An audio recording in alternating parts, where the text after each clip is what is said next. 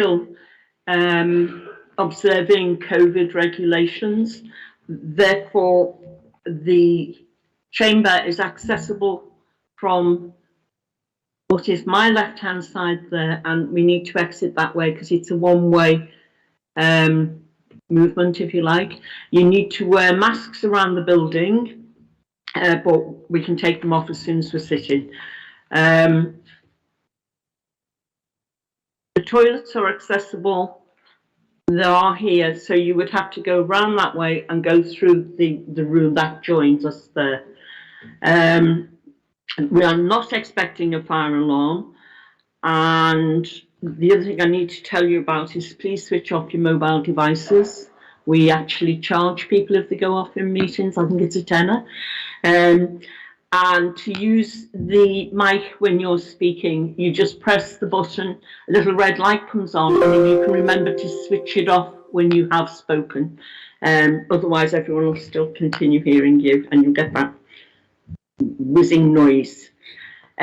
We have some apologies already. So I've had apologies from Rob Tabb from the City Region. We've had apologies from members Angela Coleman and Lilla Bennett. Do we have any more apologies, please? No? That's good, thank you. Firstly, I would like to ask members and officers and our guests to introduce themselves.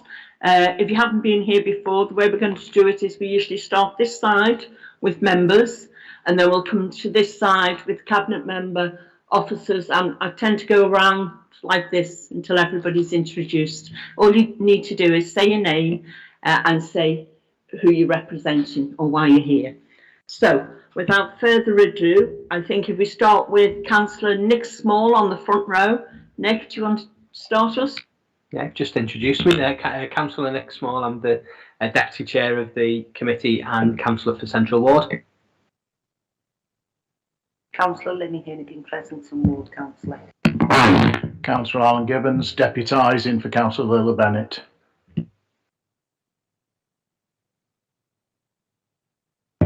Dory Knight, Councillor for Scarston Ward. Yeah, it's Billy Lake, Councillor for Tubrook and Stonycroft. Councillor Matthew Smith for Clubmore Ward. Councillor Kimberly Berry for Allen Hunts Cross Ward.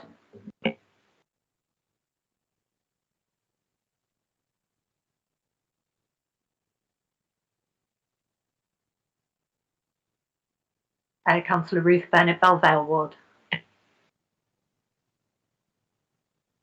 Councillor Liz Makinson, Church Ward.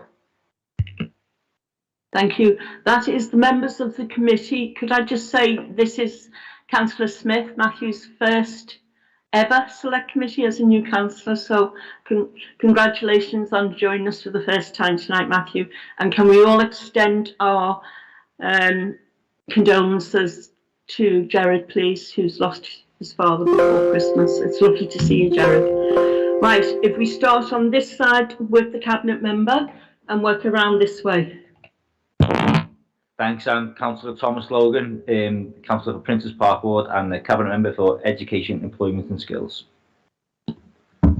Steve Reddy, Director of Children's Services.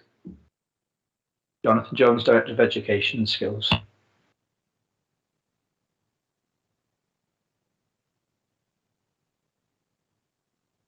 I'm Reece Jones. I'm on the LFC Foundation on the Kickstart scheme. Joshua Hamilton. I've just joined the LFC Foundation as an apprentice. Rachel Rooney, and I'm an apprentice at LFC Foundation based at Speak Adventure Playground. Hiya, I'm Emma Campbell for the LFC Foundation as an apprentice. I'm Mark Fallon, representative for the Liverpool Education Grants Charitable Trust, one of the funders for the LFC scheme. Hi, I'm Julia McNally. I'm from Liverpool City Council Employment Skills team, and I am presenting the report about the apprenticeship programme. Hi everyone, Elaine McCausland, Adult Learning Service City Council. Hi, I'm Leslie Penton, Partnerships Director for the Regenta Group. Hi everyone, I'm Jo Abraham, Managing Director of the Learning Foundry. Hello, I'm October White, Deputy Head Teacher of King David High School. Amina Almi represents the Liverpool Muslim community. Hey, I'm Yvonne Maddox, Targeted Services for Young People, and we work in conjunction with LFC Foundation on the apprenticeship. Thanks everybody. Can I just give again a really warm welcome to everybody, because I think we've got some really good items on the agenda this evening. And one point I would like to make is, because we're looking for some cross-fertilisation between the work that the Learning Foundry is doing and the apprentices working with young people. So I'm going to ask if we can move item 10 to after item 7 on the agenda, so that the young people and our other visitors can hear about the two panels. One of the panels is about the Apprenticeship Levy, which is actually paying for the training of these young apprentices, and the other one is about the mental health of young people, which I think will be of interest to everybody who's visiting this evening. So without further ado, can I ask members if they have any declarations of interest, please? Non-recorded, other than what's already noted on the website. Right, if we can go to the minutes of the last meeting on pages 1 to 9 of the agenda pack, and I intend to take accuracy and matters arising at the same time. So if we can look at page 1 of the minutes, are we sure we've got everybody recorded as attending and the right apologies on that page? Chair, got some spare minutes, please.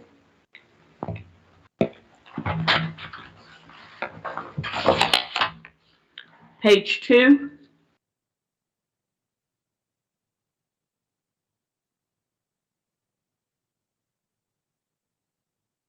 Page 3.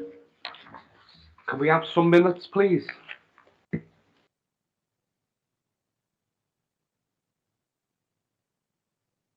I'll wait until everybody's got copy.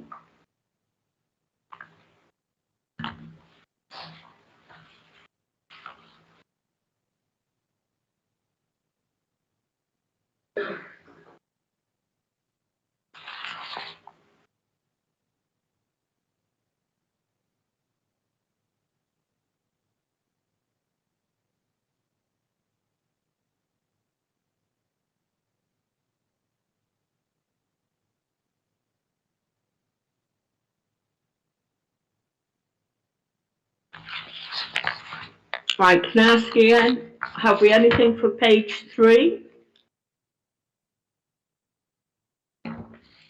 Page 4?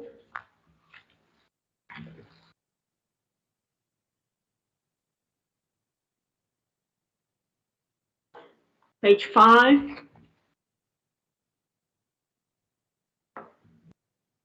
Page 6?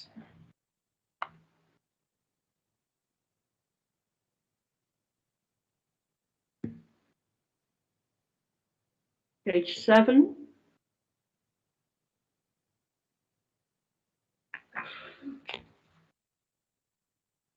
Page 8? Page 9? Can we agree the minutes are a true and correct copy? Sorry. Yeah, it's not really a disagreement or anything, it's just a live pack. Donna and Maria from Live Pack are in attendance, which is recorded, and she contributes to the meeting.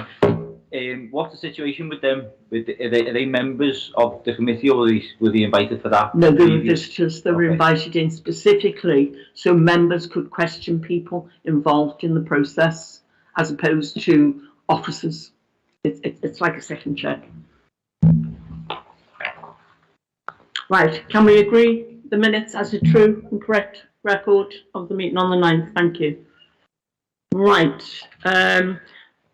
We have no submitted questions this evening, therefore we can move straight on to item 5, which is the Cabinet Member update. And can I call on Councillor Tom Logan, our Cabinet Member, to give an overview of his report, please, and we'll take questions after that. Thanks. There was just 3 things I wanted to speak about. The 2 of them in the report. One is kind of a particularly important one right now, and I won't speak for long. I think the questioning part is often more beneficial. Firstly, on COVID numbers, I know it's in one of the reports later on in the evening, but COVID numbers in the city are still at some of the highest that we've ever had, and that's not just in this wave, in the whole of the pandemic, and that's the same in schools. And has been for some time, since early December, I think, that we're repeatedly having the highest number of COVID cases in schools week on week. Of course, if you remember, schools were shut during the largest part of the pandemic first time round, so there wouldn't have been high numbers in schools. But it is now. It's a new aspect of the pandemic almost, because schools are open and expected to function as normal without the bubbles in place. Yet we've got these very, very high numbers, and schools are really struggling. And I wanted to say something about this and show recognition for the work that all school staff are doing to keep schools running, to keep schools open, because, as I said, it's not the same as the first time round. We're not seeing whole year groups being sent home. Schools are expected to stay open, yet the COVID numbers in circulation are the highest we've ever had, and it is really difficult for schools, particularly, take for example, a small primary school. If you've got 4 teachers who are waiting 2 days for PCR tests, they might not even have COVID, but they're waiting for a PCR test. That could be half the teaching staff in the school. It's a massive, massive impact. And even some of the larger high schools, I met with the head teacher at Coldstone, which is one of the biggest schools, were saying they're starting to contemplate merging classes to deal with teacher absences and stuff, and where you have a class of 50 kids being taught in the cafeteria because they just haven't got the staff. So I just wanted to take a moment on if the committee wants to formally recognise the work that teaching and head teachers and teaching staff are doing, but it really is difficult, really, really difficult in schools. That was the first thing. I don't know if you want to... Could you just ask around that, Tom, because we do have October here from King David. Did you want to give any personal statement around how schools are coping in October? No, just to echo what you've said. I mean, it is very difficult at the moment because you have, in a way, 2 issues, which is staff absence, which is really problematic. You know, we're a small high school, and yet we've definitely faced that. I dealt with it today. But then you've also got student absence, which then has a knock-on effect with your catch-up strategy. So it's extremely challenging at the moment in a way that it hasn't been before. But I do appreciate that acknowledgement. Thank you. And hopefully we can share that and maybe tweet something afterwards, get Poms to do something. But we will definitely note that thanks to all the schools, and it's not just to the staff, it's to the families as well, getting the young people in as well. Is that all right, Cabinet Member?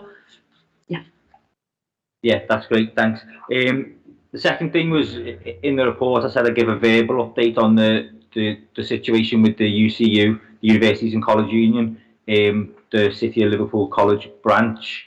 They have been out on strike just before Christmas over pay and changes to contracts, and the divisive contract offers is quite complicated, the issues. They have been now offered a pay increase of between 2 and 3%, depending on financial stability. So the current situation is that they're considering that contract offer, and I don't know what the outcome will be. That's internal discussions in the UCU. One thing that they are very aware of is that other colleges across the country, staff have had a 2-3% pay increase off the back of inflation, of just standard inflation pay increases, without having to go and take industrial action, which was really a really difficult time for the staff body. So whilst there's been industrial action, in my opinion, brought the college into negotiations, there's not really any feeling of satisfaction, and it's a wait and see to see whether they accept the pay offer or not. The third thing I wanted to mention is about I'm reluctant to use the word strategy, so I'll try and use a different one. One of the first things I spoke about with Select Committee was what I perceived as a need for an overall employment and skills strategy for the council. The reason I'm reluctant to use that word is because words like strategy within the council have very specific meanings. And an example being, one of the first officers I spoke to said, "Oh, we need to do a review of what we deliver," and they came back and said, "Well, a review will take 6 months." So obviously the word review has particular connotations attached to it. So without using the word strategy, everyone you speak to agrees that we need an overarching vision or direction for employment and skills. Now, as I said, I spoke about this early on in my time in this role, and discussions moved on a bit. What became apparent is the way our employment and skills is funded. We bid for money from the Liverpool City region, and then we play out that bid and we deliver against that bid. It's not necessarily possible to stop and change direction halfway through bid funding, which gives us less flexibility. The situation we're in now, we have an emerging economic strategy from the council. So we also have in Jonathan Jones in place as the Director of Education and Skills, which we didn't have previously. So perfectly placed to start this work now on bringing together vision or a direction, as I said, or a work plan. I'm reluctant to use the word strategy for employment and skills. There hasn't been there before, and I'm excited about that. I realise the way I've explained it doesn't sound very exciting, but I am excited about it. And that's all I wanted to speak about, really. I know there's much more in the report, and I will welcome questions. Thanks, Cabinet Member. Do we have questions, please? Ruth? Okay, so apologies if this has been mentioned before. I'm new to the committee. So there's one here where it talks about impacting employment and skills practices through the planning process. There's just some questions, really. So when we talk about here, we'll not receive planning approval without agreeing to our expected employment standards. Could you just let me know what you mean by employment standards? Secondly, is the planning process the correct sort of vehicle for that? Are we able to do it lawfully through the planning process? And thirdly, I know when I first became councillor, I was on Employment and Skills Committee, and I think it was when Councillor Small was the cabinet member, we did have reports about when we had I think it was from recollection, it was large-scale development. We had local employment initiatives within that, and I just want to know how that fits in with best value. And yeah, so those are my three questions, really. Thanks, Tom. So the work on using the planning process to impact employment skills is off the back of conversations with Preston Council and Bristol Council. It's been the case since 2017 that Preston Council and some of their geographical neighbours have had a situation in planning where a developer above particular sizes, so many residential units or so many square foot developments, have to bring together an employment and skills charter, and they have to pay a third party for the liaison and support in putting together this employment skills charter that will meet the standards needed to get planning approval. What they found since 2017 is that employers are really on with, developers are really on with that, with bringing together an employment skills charter, but then it's not necessarily followed through. So they've had a pilot where actually the developer is then expected to pay this third party to review whether they are meeting those employment and skills expectations, and actually it's gone really well. The way I've explained it is kind of like the stick side of things, but actually the way it can be presented to developers is more of a carrot.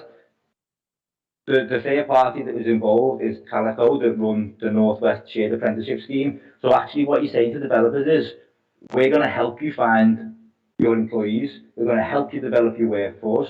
We're going to do it locally because that's what the council's political direction is, but we're going to help you fill those roles and other conditions. So that's the idea, and that's where it's come from.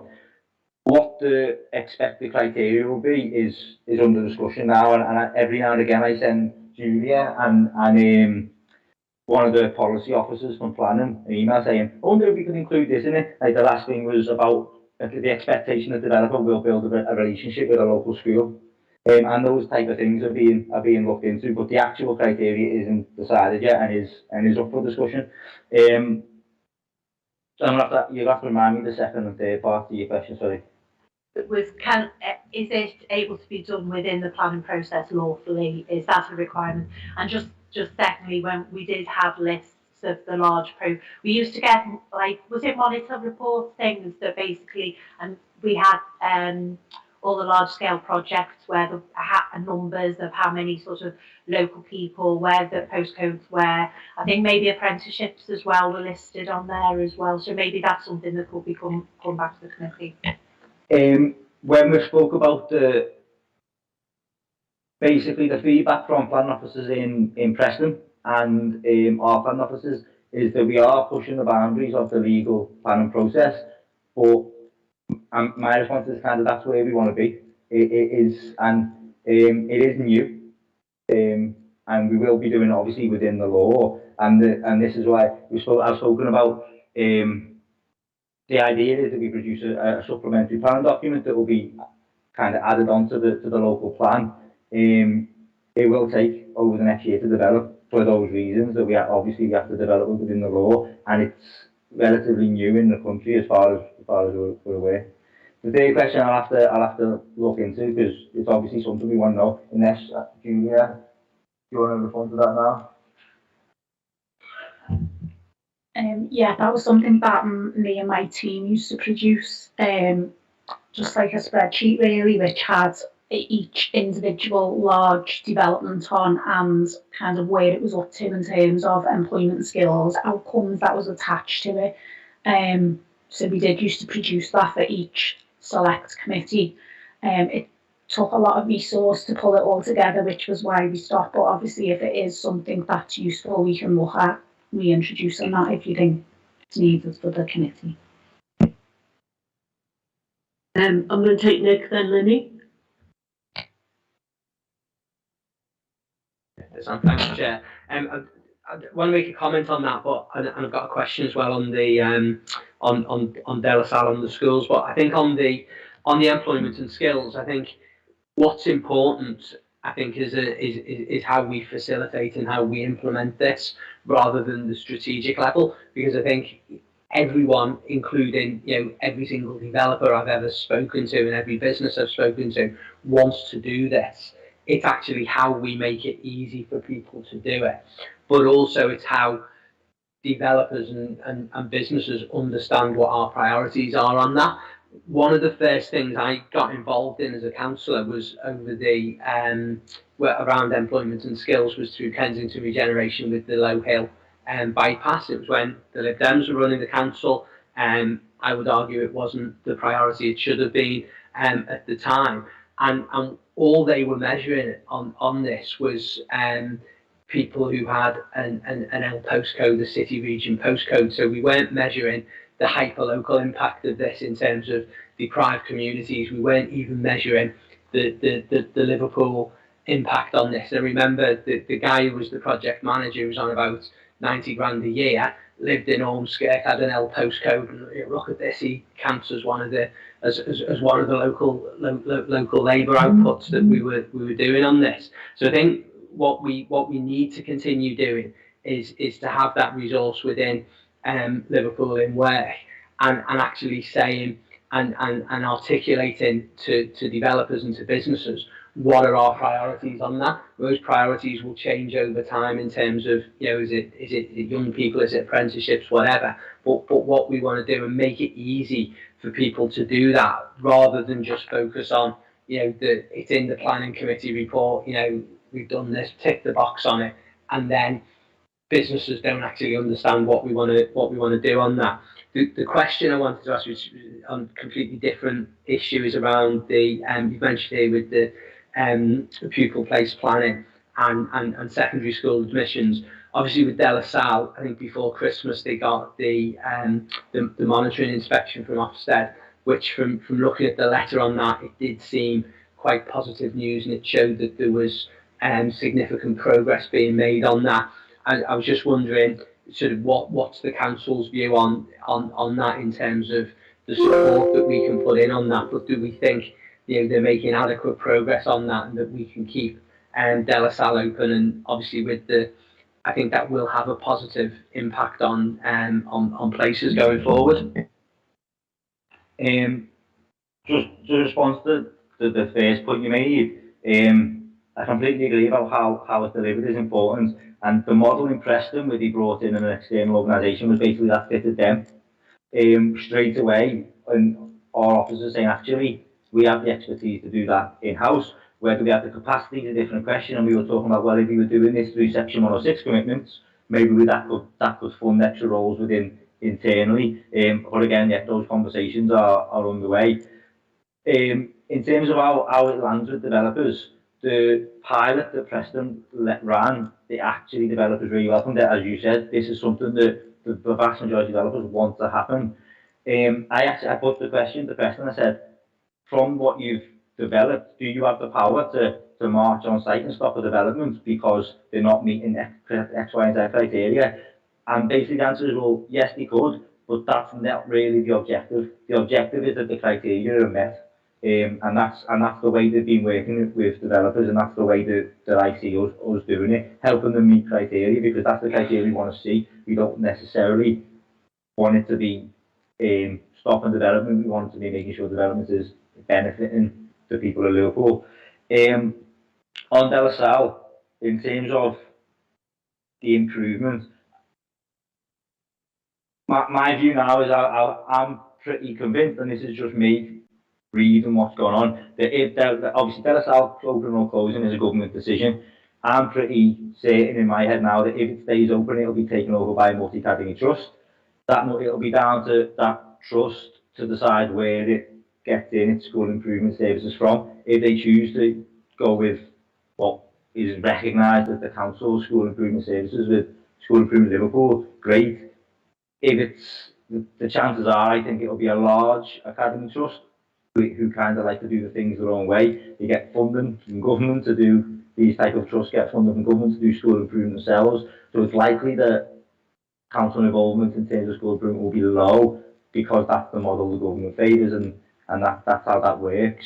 And we're still waiting for a decision. It is, as it says in the report, it's very relevant to our pupil place planning, because right now we're sitting saying, well, we cannot predict where they're going to need places, even in 2 years' time, let alone in 15 years' time, because you're potentially going to close the school. If it stays open, the need obviously is very different to if it closes. So we're awaiting that decision, and the picture will be a bit clearer for what the future will look like.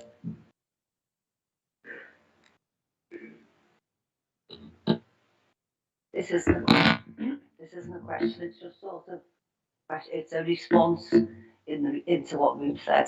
I think not just with the planning process, Tom, but I know as someone who's had to just recently complete a tender for the local authority, and I know it's been raised in our scrutiny panel, which we'll talk about before. But the biggest thing now, which is now weighted, is around the social value of any tenders that the council, whether that be for a home care contract for 5,000 staff, or whether it be, so the social value to anyone tendering for anything within the council is now weighted, where that will look at jobs created, that will look at, the mix and where they all are. So I think the social value element of this is really important, and it's not just planning, it's everything we do as a council. What is the social value? What is it bringing in terms of jobs, education and training?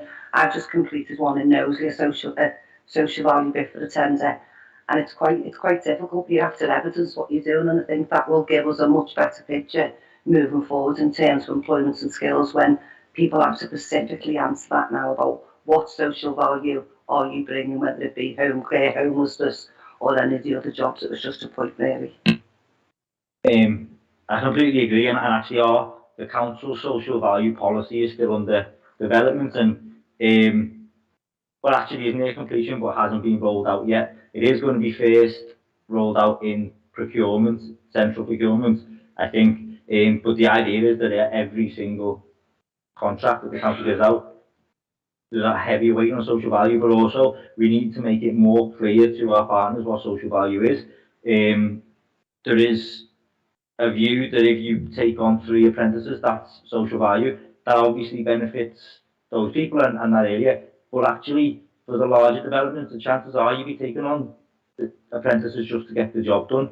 We're expecting more, basically, is what we're saying.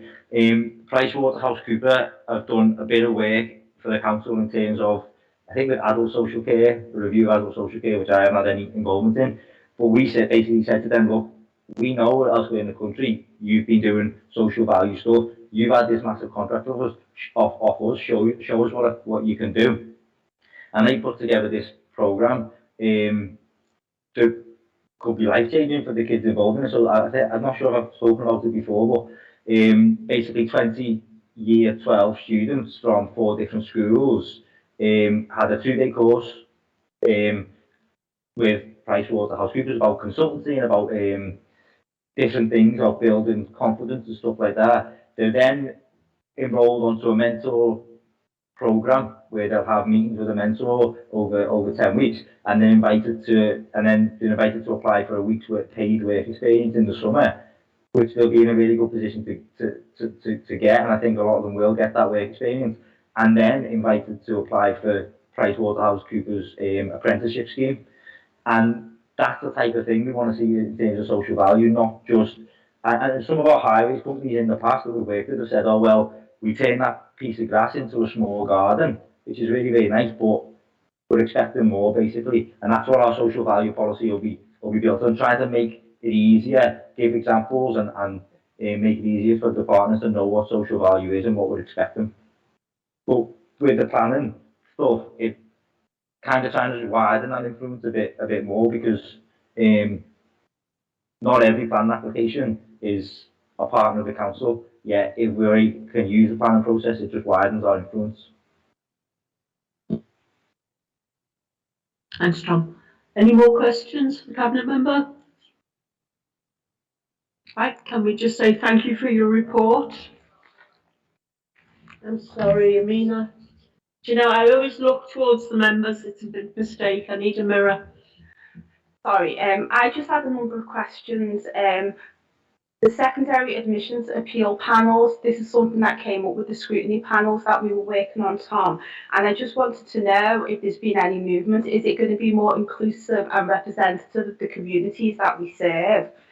And also in relation to the positive action programmes, in relation to Liverpool City Council, I think it's something that's very much needed. It was a topic I did my PhD on. I looked at Liverpool City Council, and employment for the black community was less than 2%. And that was in 2018, but the percentage of 2% was at the lower levels of employment. Will this actually address management positions for the black community?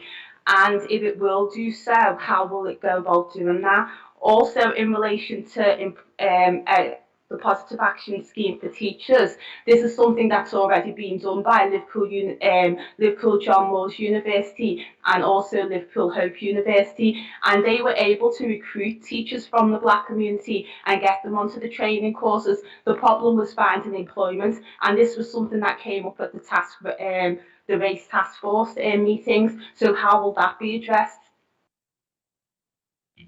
In terms of the appeals, the situation we're at now is I've spoken to 2 out of 3 of the organisations that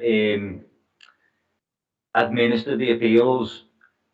Both organisations have spent, and I think this is mentioned in the report, both organisations I've spoken to, Wirral Council and Clark's Associates, are completely accepting that there's a problem and that they struggle to recruit full stop.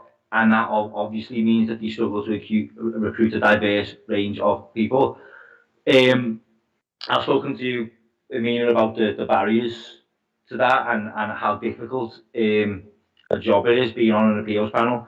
For particular schools, it would mean 2 weeks unpaid work, and not having any conflicts or not knowing anyone that's appealing for a place at that school, which rules out quite a lot of community-based interested parties who might usually, yourself, you might, I would usually be asking you, come on, be on an appeals panel. The chances are you know everyone that's appealing, so you wouldn't be able to do the appeals. And that's a barrier for a lot of people. One way of trying to address this is I've spoken to Rachel Stover from the John Moore's Law Clinic, and explained to her, and she agreed that this might be good experience for some of their students to be on the appeals panels, and they have a diverse range of student body. It's not the only answer, and I'm going to reach out asking people to step forward to be on appeals panels, but we've got a bit more of a call coming for people to get involved in being governors, and I didn't want to confuse things about what people are being asked for to come forward for. But you're right, it is still a problem, and it is it's not easy to address. Well, we are already planning the appeal process support, because in the past it's been a little bit last minute, and I had a conversation about it this morning actually. The way we'll get really good attendance to things like that is by quite a lot of lead-in time and people being able to have those conversations and being invited to come. So there's no suggestion at all that it's fixed. It's still very much work in progress, but I am trying things. The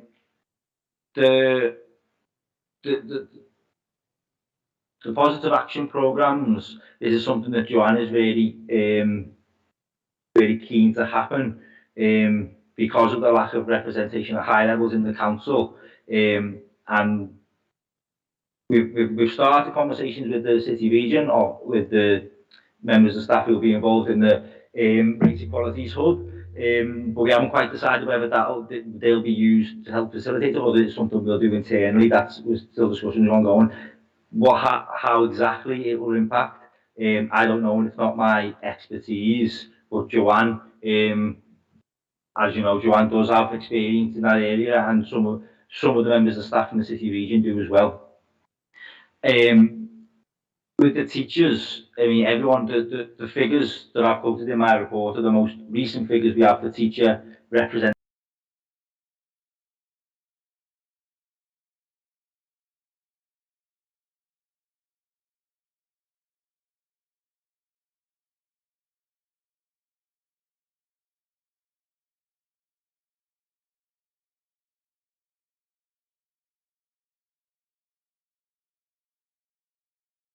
Well, the reason I mentioned the recruitment is because it's something that we're ready to start discussing now. What we also, so the external things that we've been discussing about, internal things we've been discussing about, embedding anti-racism in schools and other aspects that will come off the back of the Race Equality Task Force. We're going to be asking schools to increase their numbers of black and ethnic minority staff in school. What we don't want is the schools to be able to turn around and say, well, no one applies for jobs with us. So it's kind of addressing two things at once. We need to be pushing schools to taking people on, but we also need to make sure that there's no excuse that there isn't people coming forward for roles. So the positive action programme is to develop that. The idea is to develop the base of people going into teacher training, so that there is that workforce, the diverse workforce is there applying for jobs, and schools have got no excuse, kind of, if that makes sense.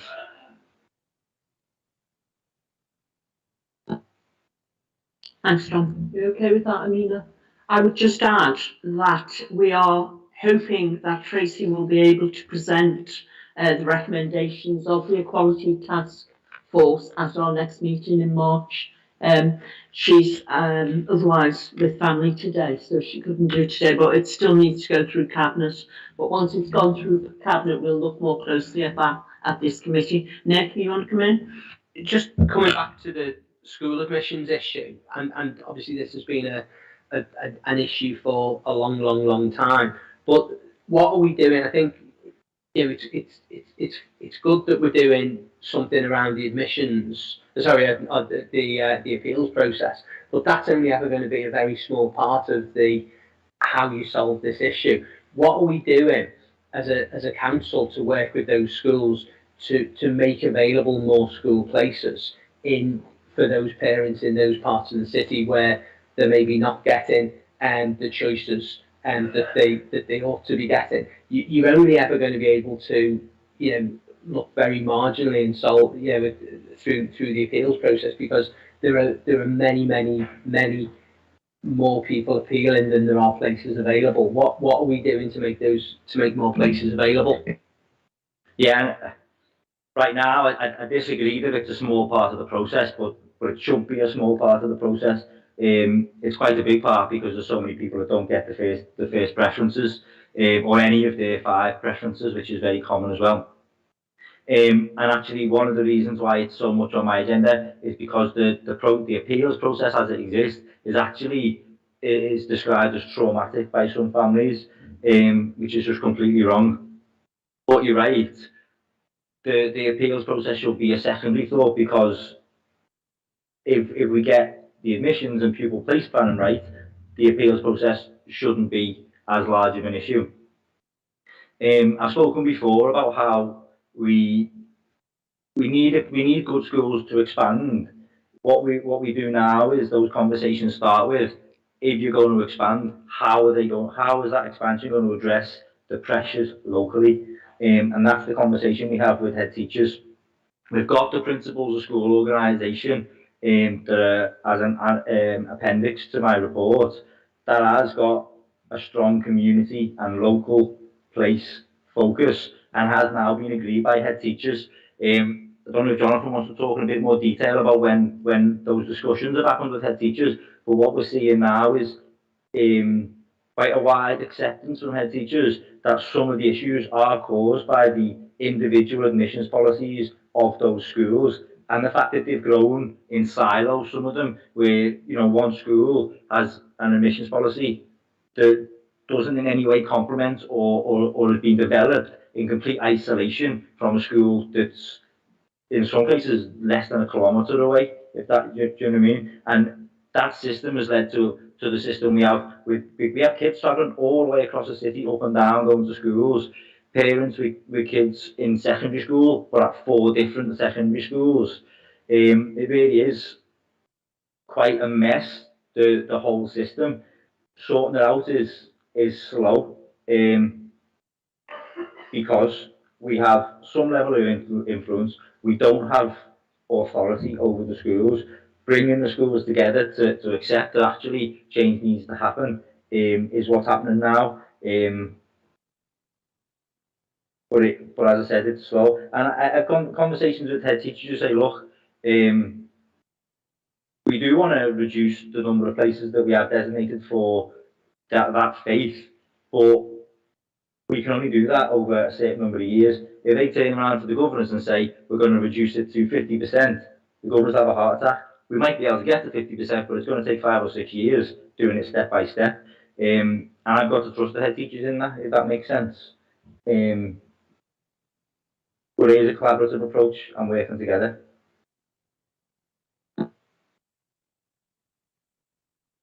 Sorry, can I just come back on that issue? You don't have control over schools. We know that quite clearly, Tom, the council doesn't, but you do have control over expansion. And if you're allowing a school to expand, you can have it written down within the terms of that agreement that they have to enrol children from the locale they're expanding into. At the end of the day, you can't say we've had conversations with head teachers, because head teachers leave and new ones come in. But you do have to, at the end of the day, have the control to have it written down that they have to recruit students from the locale that they're expanding into. You can't say a school's going to be expanding into a locale and making its presence known even further, but there's kids in that area can't attend that school. That's very an unfair practice. I completely agree, Amina. And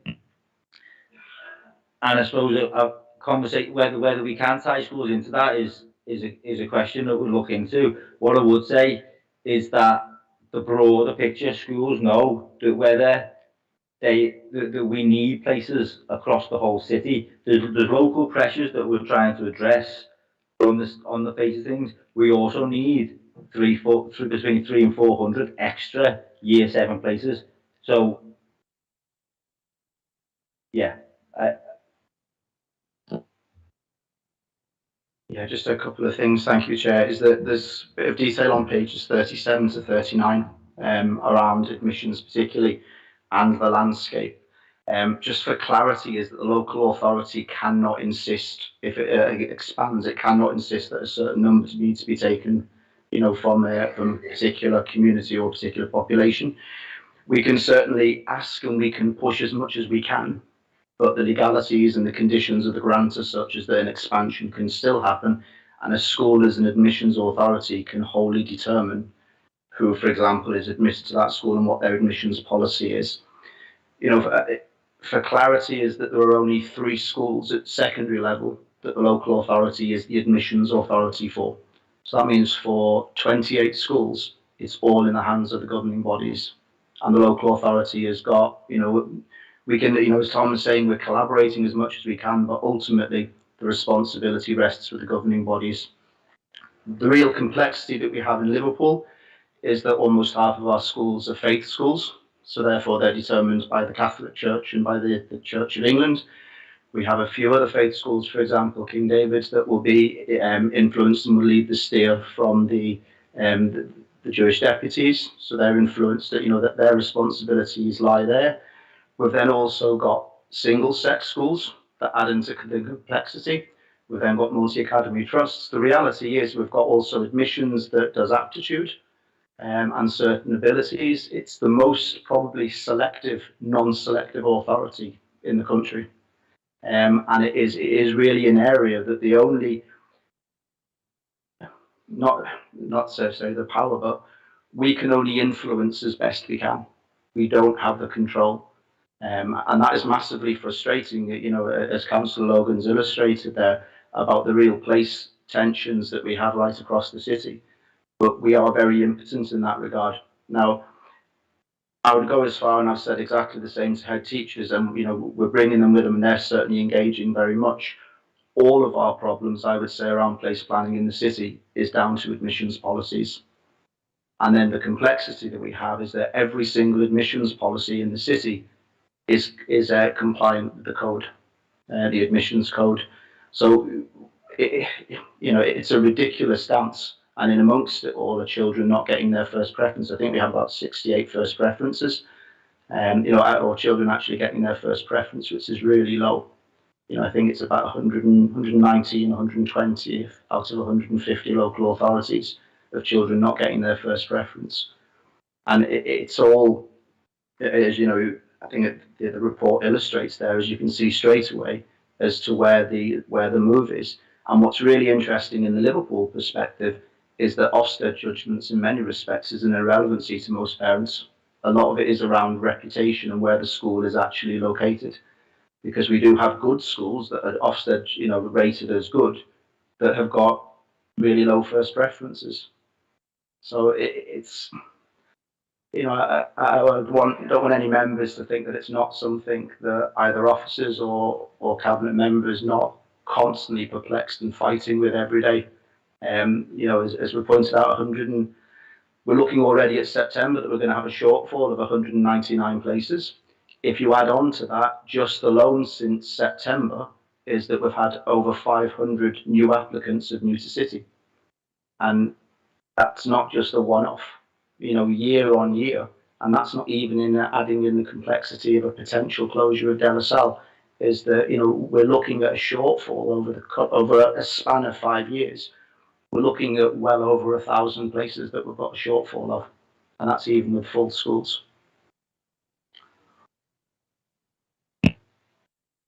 Thanks, Jonathan. Nick, you want to come back? Just very briefly on that, I think there are other things we can and should be doing on this. I think there's more we can do on information, advice and guidance for parents, and around how you use the 5 choices, and breaking down some myths about some schools that are held within communities and actually bringing the schools into those communities so parents can see the quality of education that's on offer in there. I think there's more that we could do around working with schools. Actually, it's in the interest of schools. You can have pupil premium written in there as a criteria. We can do a lot more with the schools. It's in the interest of the schools because they're getting more funding on that. Within those 5 or 6 oversubscribed schools, to look at giving more prominence to pupil premium as a selection criteria, so that that it is more equitable and that we're doing more, particularly in parts of South Liverpool and Liverpool Lake. There was some work I did with Liverpool College on that, and there was some work we did with Blue Coat on that, where we gave preference in their in their admissions policy. And I think that's the kind of thing that we need to be constantly pushing back with head teachers and with governing bodies, because that's where we have some real influence over some of that. Thank you. I just really am interested to hear that we've had a requirement for 500 new to the city places. And I think actually we're looking here at the 2 quite distinct things. There's one thing, the admissions system as it is and the difficulties with that. But I think we need to also be really cognizant of the fact the population is growing, and what plans we have for schools organisation going forward. But I want to call this now to a close because I'm just conscious of time and we're not even halfway through the agenda. But can I thank everybody for the questions and the Cabinet Member for his answers, and can we note his report, please? Right, I'd like to move on now to item 6, which is the Learning Foundry. I first heard about the Learning Foundry just in a quick conversation when I was attending something called Youthquake, which I think is probably organised by either the LCR or the Business Festival. I'm not quite sure how that sits. And I first had a conversation with Leslie, who's sitting at the back here, and she did invite me in to see the officers in what was Lewis's department store, but I didn't actually get around to that until Lady Marianne Jamet was in the city, and I was showing her around, and I must say it's really difficult to find a parking space there. And then I realised we can park in the multi-storey car park over the road, but navigating around town is quite difficult. So that was an exciting morning, but the biggest excitement was actually coming into the building. I'd spoken and met with Joanne online to meet with young people there, and I really don't want to tell you anything about this story. I want them to tell you it, because what was shocking to me is the scope of the offer they have for young people from, I think, 16 to 25, plus the fact that they actually sit within the Regender group, which is, to my mind, as somebody who used to work in housing, a housing association. So I was quite surprised by the whole thing.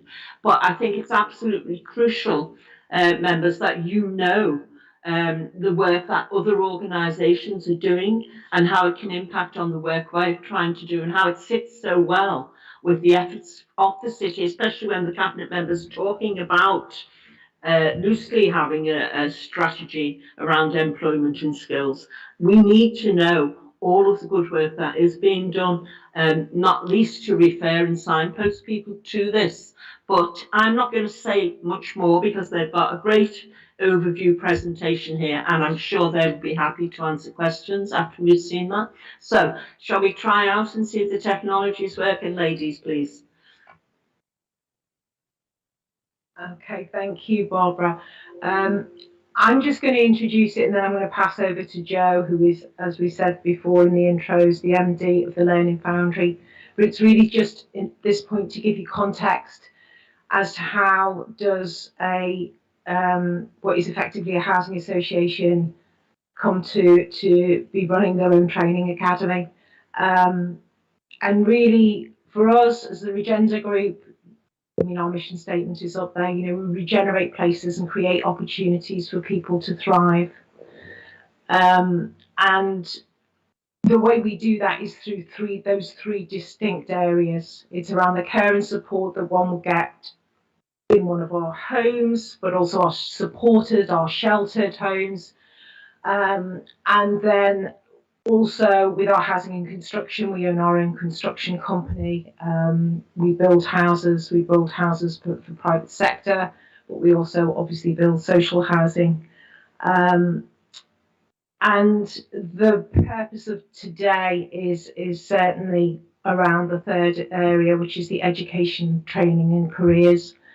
Because what we recognise very early on, that within the housing association and within our tenants and our communities, that for the most part, those tenants, those families living in our properties are unlikely to have the best jobs, the best careers, the best opportunities, that perhaps see the benefit of the investment that comes into the city or the city region.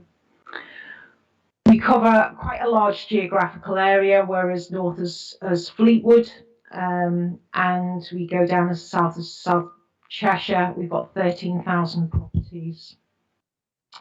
And we recognise that because of these inequalities, certainly for our residents, and opportunities and aspiration, that we were dealing with, as everybody is, areas of poverty, and we recognise that having a job is one of the clear determinants and roots out of poverty, and it is also the determinant of health. So for that reason, we made the decision to actually buy a training company, which was originally called Older Training, situated by Alder Hay, and it became part of the Regenda Group in 2017. This is to give you an idea of how we've grown from that core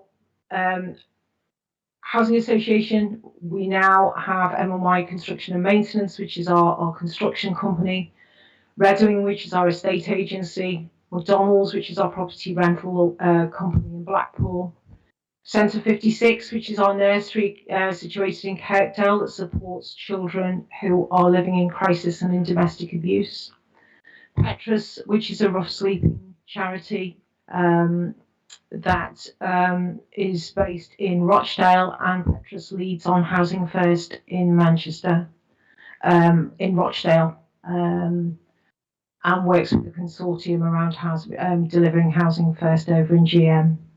Positive Footprints works nationally around raising aspirations, certainly in primary schools. The Learning Foundry, which you'll hear more of, and our most recent add-on into the group is Trafford Hall and the National Communities Resource Centre, which provides training across the country for low-income communities. And I'm going to hand over to my colleague, Joanne. Hi everyone, I'm Jo Abraham, Managing Director of the Learning Foundry. When I left school, due to personal circumstances, I was unable to go to sixth form, college or university, and due to some very lucky advice and guidance from my dad, and I say lucky because he kind of fell upon it, I became a 16-year-old apprentice and a very, very young mum. And through 4 apprenticeships and 10 years, through 4 apprenticeships, I became Managing Director. So when I go through this presentation now, if you see any passionate, it's because if you cut me in half, I'll probably spell apprenticeship, because not only did they save my life, but from an adverse starting point, it's allowed my career to thrive as well. So I joined the Learning Foundry in 2019 as Managing Director. And when I was talking to the Regenda Group, first thing I said was, wow, why have you bought a training company? Because it's really, really hard work. But when I found out about the group and the passion to regenerate profit and to help people and to be able to fill some of those funding gaps that may be available through the profits that the group make, I was hook, line and sinker in to become the MD of the Learning Foundry. And hopefully today, throughout this presentation, I can show you that you know, there's lots of fantastic independent training providers out there, but how we're a little bit different because we are owned by the Housing Association, by the Regenda Group. So we are an ESFA funded, Ofsted good rated training provider, and we deliver a range of programmes from apprenticeships, again helping young people and adults into apprenticeships, working with over 300 businesses across the Northwest. And again, for example, we go back to Regenda with a £70 million turnover. Anybody who gets procured, any services that get procured from the group, there's a social value strategy to make sure that you know, apprentices or recruiters' work experience is given. So we're in a fantastic opportunity to support young people into apprenticeships, but also develop existing members of staff just like myself. It was great that I got an apprenticeship, but it was the investment in me for 10 years that allowed me to get the skills, knowledge and behaviours I have today. We also run traineeship programmes. So traineeship programmes are pre-apprenticeship programmes for young people who are not in employment, education and training. So anyone who comes to us with a barrier to gain an employment or an apprenticeship, our strapline at TLF is making talent shine. Every person who walks into the Learning Foundry is massively, massively talented.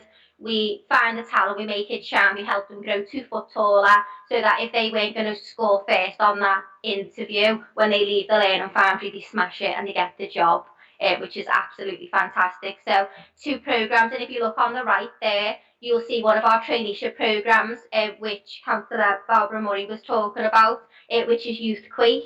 And that's a traineeship programme. We work in partnership with the Liverpool City Region Combined Authority, where we bring young people aged 16 to 24 from across the city region, from all 6 boroughs. We ask them to identify local issues within their communities and design business ideas to tackle those issues. It's backed by Metro Mayor Steve Rotherham, and at the Good Business Festival in March this year, our newest recruits will be they're actually going to be in partnership with the Merseyside Violence Reduction Partnership, are going to be researching local issues around youth violence and youth crime to design new business solutions to help that across our city region.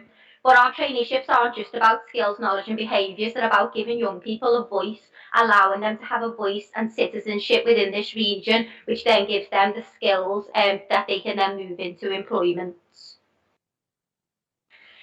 We currently deliver adult education programmes to individuals aged 19 plus who are either unemployed or are earning a low wage, to help them either into employment or to progress into a higher paid job through reskill and retraining or response to redundancy. The Learning Foundry at the moment, we're a subcontractor. We don't hold a prime contract like we do with apprenticeships and traineeships, but we have tendered to the Liverpool City region for a direct contract in August 2022. And we are a DWP Kickstart intermediary, so we work with, for example, Liverpool Football Club and the Liverpool Football Club Foundation to work and to develop to help people into Kickstart programmes. At the moment, through that scheme, we've helped 90 people into Kickstart, and at the moment 80% of those who've finished have retained into full-time employment. Again, when you look at some of these things, you could argue they are traditionally government funded and they are funded contracts. But again, for example, on our Kickstart programme, the Regenda Group, LFC and LFC Foundation have provided additional funding to our Kickstarters to make sure every young person gets additional qualifications and training over their allowance. We run other programmes, for example, you'll see there at the bottom a programme called Project 5. Project 5 is not currently government funded. That is a programme where we engage with those who have experienced or are at risk of experiencing homelessness, and working with other housing associations, other support organisations such as the Paper Cup Project to help local rough sleepers. We are able to design and deliver a person-centred training programme, an employment programme which will help people who have faced homelessness or the stigma of homelessness into getting either a qualification, into housing and hopefully a job at the end. At the moment there is no government funded programme for it, but we recognise there's a massive gap Therefore, the Regenda Group have sponsored that programme for the first 2 cohorts. So we're now working closely with Liverpool City Council to put together a tender for central government to provide that in support with the Housing First initiative. We've actually put our own funding in first to do a pilot programme, so when we get round to it, we've learnt our lessons, we know what works well and what doesn't. And there's many examples, we heard great examples before around the employment and skills strategy, etc. It's brilliant when you're owned by an organisation that reinvests its profit into not so profitable places like the Learning Foundry, because sometimes the normal government funding doesn't allow you to do maybe the weird and wonderful things that need to be tried out to really give people that catapult into an opportunity and the outcome that's sustainable. So really, really exciting things. We don't go to sleep very often, but we do make great things happen. At the Learning Foundry, I previously worked in education through Chambers of Commerce and other independent training providers. With the connections around our care leavers scheme at the Regenda Group, working closely with other housing associations who have care leaver schemes, etc.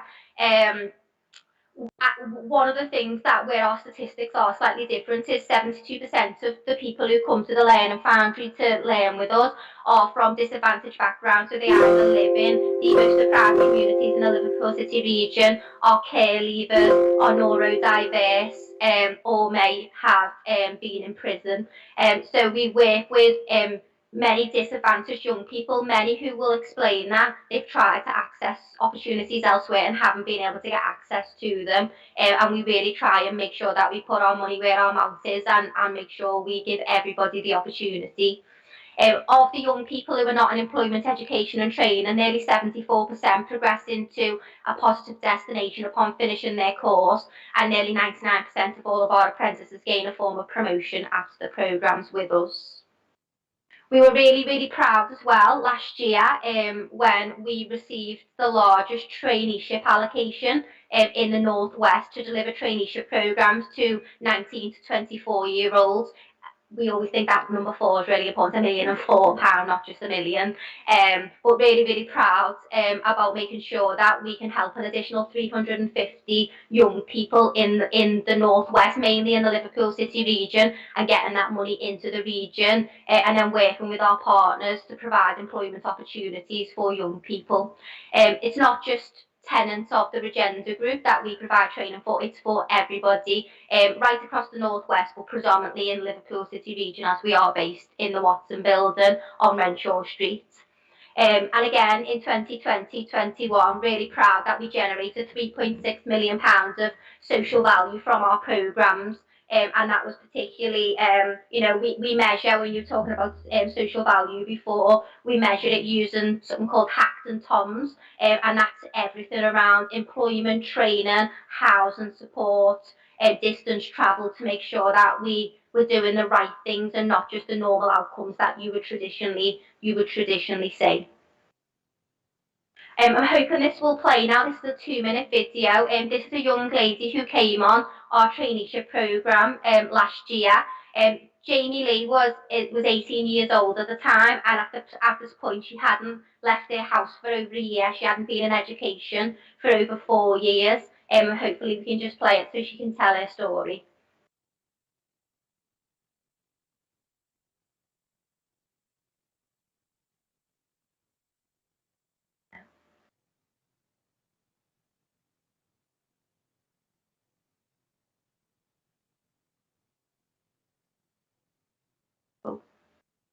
No, we can say, if that's okay, we'll circulate the presentation. Yeah. Here very clearly.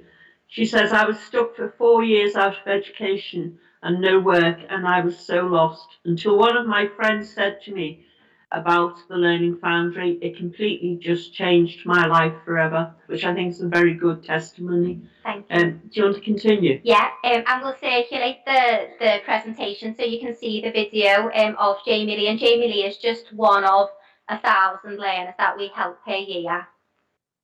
So we were thinking before we came today, how could we ask for your help, you know, to keep doing the great work that we are doing.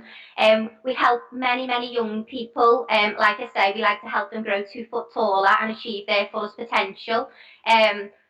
We are quite new from a point of view of we rebranded as the Learning Foundry 2 years ago. So any partnerships, relationships and collaboration we can make with any members or visitors today, just to keep telling both young people and adults about our opportunities, that would be amazing. I can put my hand on my heart today and tell you that we always have more jobs than young people, and in the climate today around unemployment, it's just scary how many opportunities there are that we cannot fill. Good, high quality opportunities as well with careers. For example, in the Regenda group, we've got a training programme to sponsor 12 young people for employment opportunities there, and we can't get the word out enough. And if anybody did want to come and see how we change people's lives, like Councillor Barbara Murray did, you'd be welcome anytime to come and see the magic that happens, and also the fun that we have, because we've got to have fun at the same time. Just a couple of quotes before I finish off and tell you what's next. Otherwise, Leslie will be dragging me away because I could stay here forever. But again, just a quote from Lucy, who was a care leaver and came to the Learning Foundry saying, "I thought I'd just be a care kid. I wouldn't go far in life." And to be honest, Lucy did keep leaving, and we kept bringing her back. And Lucy now works in O'Brien's pharmacy, and she's actually supporting the rollout of the COVID vaccination process with a full-time job. It wouldn't have been a presentation today either without putting George on the screen. And George is an apprentice at the Regenda Group. George was our first supported or inclusive apprentice, and he was the first supported apprentice right across the Northwest. Again, we're Regenda sponsored, supported internships, and then we piloted inclusive apprenticeships with person-centred training to allow George, who's neurodiverse, into our asset management team. And again, a lot of people talk about the things that you need to do to support someone who's neurodiverse into employment, but in the asset management team within a housing association, the skills that George brings by far outweigh any additional support around independent travel, etc. So it's been great to work, again, to work with the group, who are very forward thinking in identifying skill sets that are missing, and trying a different type of programme, again sponsored by the group, until we can show government that there's an absolute need to fund that programme in a particular way. So before I open up for questions, I just wanted to tell you what's next for the Learning Foundry. We deliver a wide range of apprenticeship and traineeship programmes. We've now secured a construction skills academy to move into construction, clean, green skills and heritage. One, because it's a massive workforce development need of housing associations and construction companies, but also because the young people that we work with, we know that our local heritage buildings when they need to be restored, we're sourcing that work from outside the region, and our local young people who own these buildings, we want to see them restoring them one day, and we believe there's a local skills gap for that. So our construction and green skills and heritage academy will be coming in the next 12 months. We're also launching our city centre hospitality academy, working with a partner. We've invested in a hospitality academy with training kitchens to support the hospitality skills gap within the region. We spoke about Project 5 before, which is predominantly being based in Rochdale, and we will now be bringing that to Liverpool in partnership with some of our partners to help work with people who have faced or are at risk of facing homelessness, as part of the Careers Academy or the Liverpool Ladder, as the Liverpool City Council have been commissioning. Keep a lookout for the Good Business Festival and our traineeship programmes, working with 16 to 24-year-olds who are not in employment, education and training. I promise you, those young people are the future leaders of tomorrow, and you'll see them on stage at the Good Business Festival in March. And again, we're aiming for the adult education budget prime contract, so we can keep doing these great things for people aged 19 plus as well. But just to finish off, you know, Leslie spoke before about Regenda wanting to regenerate and create opportunities for people, and it's really important that the residents who pay the rent and put the money into the group, the most important thing for us is whilst we're doing these great things, we're also able to reinvest that money back into the Liverpool City region and into our communities to make sure we have got the employment and skills in our region, and we fix those skills gaps to build the best economy possible. That's it from me, I think, and I'll just take any questions. Thanks, Jo. Your enthusiasm is remarkable. I'm happy to take questions right across the room. We have young people here, and I do think, even if it doesn't happen tonight, when people go away and think about some of the stuff you're doing, we get ideas, don't we? It's how the creative process works, and we get good ideas, and we can always share further information if people need it. I can see Linny's hand up straight away. Anybody else immediately? No, Linny, make a start. Thanks very much. I have to agree with Barbara. Yeah, absolutely. Your enthusiasm is great, and you can feel it in you. So that's just lovely. And someone who works with young people, it's great to hear such passion in it. Well, I'm going to talk a bit in a minute about the scrutiny panel I went on, and we're actually focusing on young people. Now, I work with young people, and I didn't know about the Foundry, and I'm gutted that I never, because I would have certainly sent young people your way. So I think, I don't know, no criticism, because it looks amazing what you do. And I was trying to sort of think to Billy to say, as part of our scrutiny panel, we'll come out, because one of the big things is quality that we're worried about in terms of quality of apprenticeships.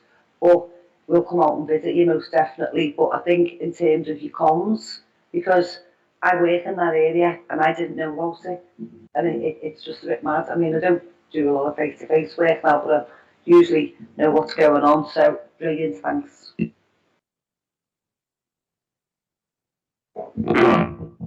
And just to echo that, thank you so much for coming here about everything that you're doing at the moment. Of the young people that you are working with, and it's linked to Lenny's points about comms, what kind of feedback do you get about how they're hearing about you and how it is that they're coming to you? Yeah, we do quite a lot of work into this because, again, it's the world's best. Well, I'm very biased, I'm sorry, but it's the world's best kept secret, in my opinion.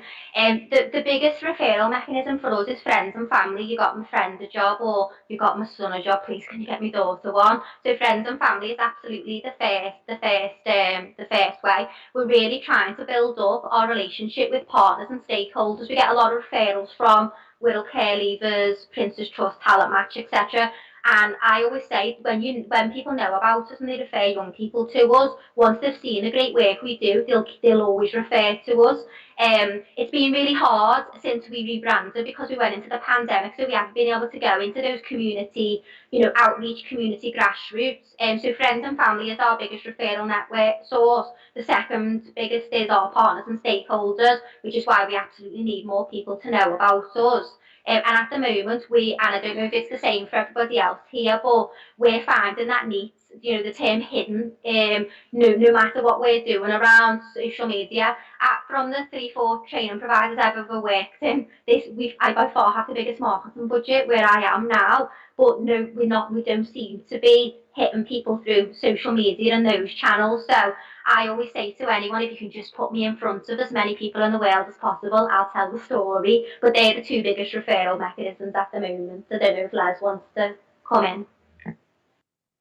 Yeah, I mean, I think, it's always difficult because because we're working in a lot of angles, because we're looking at working with employers. We've got to engage the right employers, make sure that they're giving quality apprenticeships or placements or traineeships opportunities, and then we're also looking for young people. So again, I think my role is what it says on the tin. Really, it's partnerships. So I will be forging partnerships with the smaller organisations across the city. I'm working with the likes of the ADHD Foundation and looking at the work they're doing, the Cornerstones Foundation. But I think the other thing is, as a group, we sit. I chair the Cornerstones group for the city region. So the Cornerstones group are part of careers and enterprise. Careers, the careers company around those exemplar employers and how they engage with schools and primary schools, certainly the secondary schools across the city region. We've got staff who volunteer as enterprise advisors. So again, it's coming at it. If you look at some of the other organisations in the group, like Positive Footprints, we're working with, and Centre 56, it really is, like we're going at the, young people from disadvantaged areas from the age of 1 right the way up. And again, it's opportunities like this that are able to share this information. And again, can only reiterate, anybody who wants to come and see what we do or find out more, please come and talk to us. I would strongly recommend that people take you up on that offer. I mean, I just thought your officers were stunning as well, which is quite an experience. But I think the thing to stress is the nature of the wraparound and the care that goes into each young person that you work with. And I think the fact that you're very careful like that, you may be a best kept secret until tonight, but I would suggest after tonight it won't be a kept secret at all. I think there'll be an explosion. Lenny, I saw your hand up again. If you've got a great office, maybe you should host the next select committee and then we can all come. Oh, we have a lovely big room as well, massive campus. So yeah, come down, we'll feed you. Be wrong, can you, in Lewis's? It makes all glasses wonderful. Right. I would just like to stress we've got young people here, and our next item tonight is about their apprenticeships. But be aware, they will be working with lots of young people in this city as part of their apprenticeships, and they will now know about what you're doing as a referral mechanism, and I just really like that.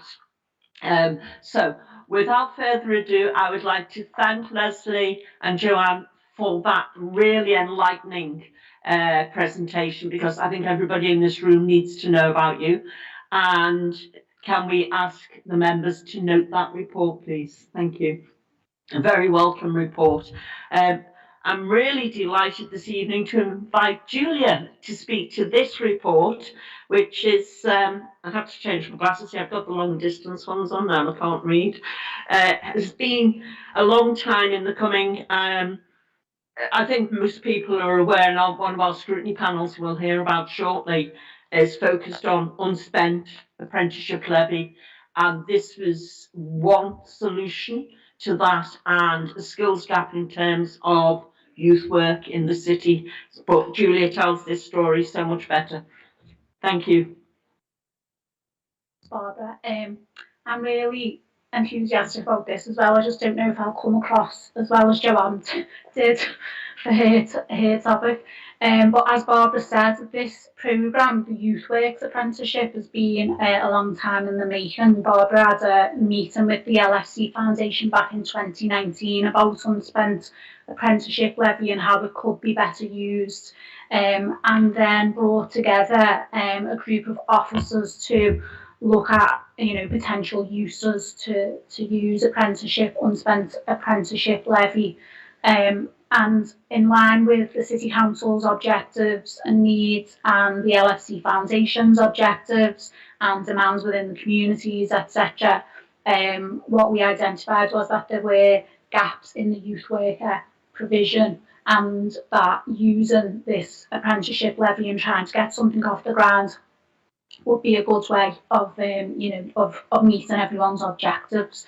So the Youthquake programme was kind of seeded at that point, and it was a collaboration between the council, the LFC Foundation, and the Liverpool Council of Education, and all those partners together kind of pulled together a cocktail of funding to make the project work. One of the crucial aspects of this project is the funding that we've been able to draw down to pay for wages for the apprentices, which is a real unique aspect of this project, really. And between the collaboration of the partners, we've been able to kind of scrape together in some instances the funding for that. The project currently employs 8 apprentices as youth support workers, 4 of them with us tonight, Emma, Rachel, Josh and Reese. Thank you for coming as well.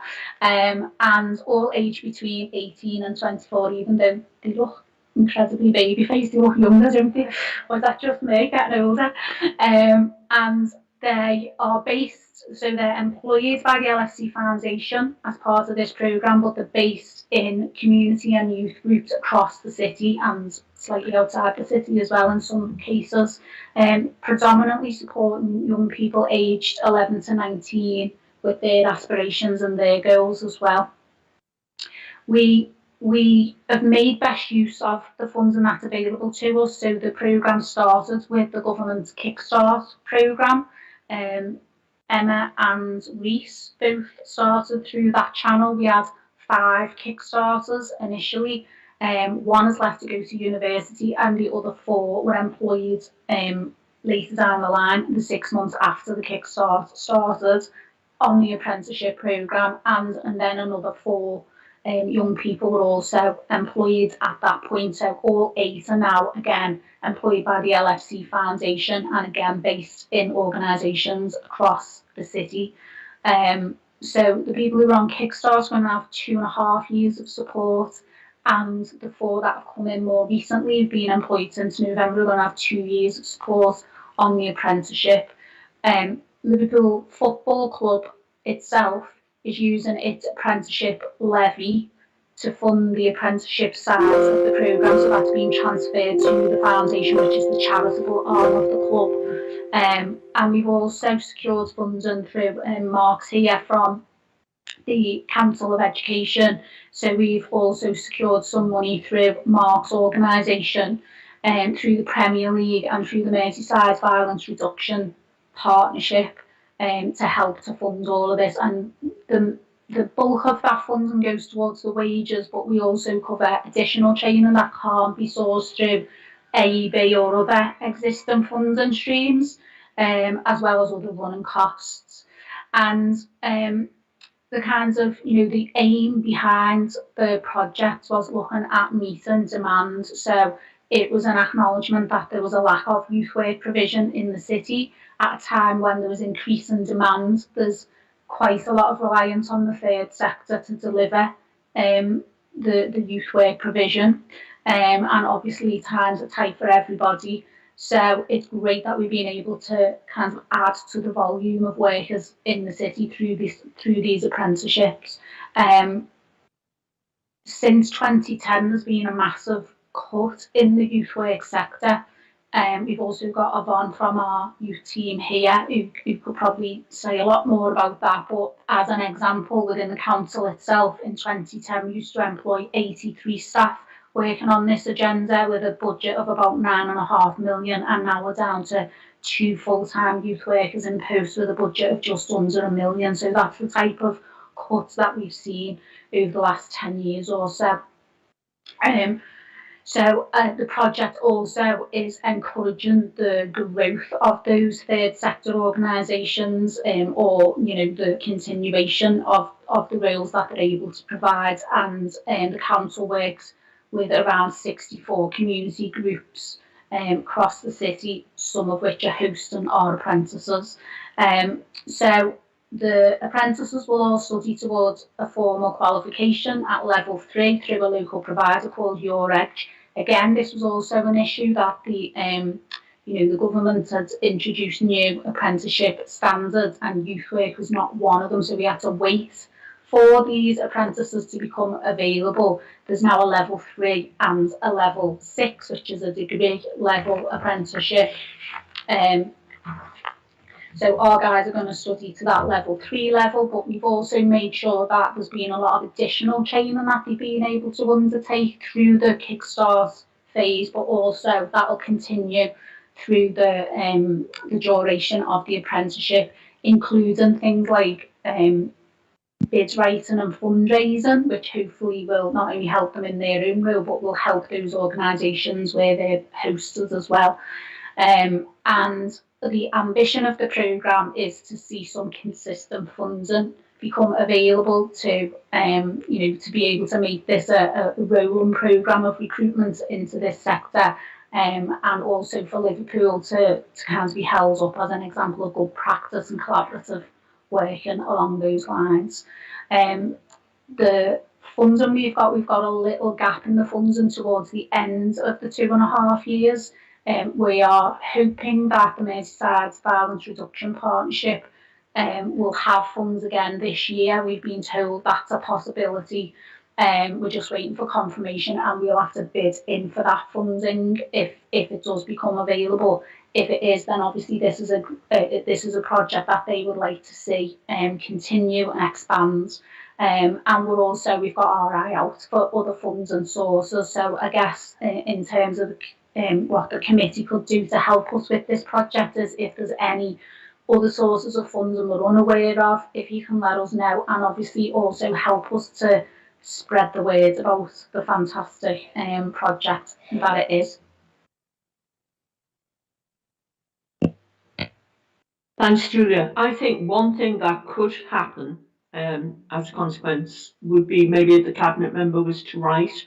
There was an MP who came out, and I can't remember her name, to meet and speak with Liverpool Football Club and the foundation, but also yes, and maybe Tom, that might be somebody you could write to, because she did say when I spoke to her, because that's all I said to her, can we have some money?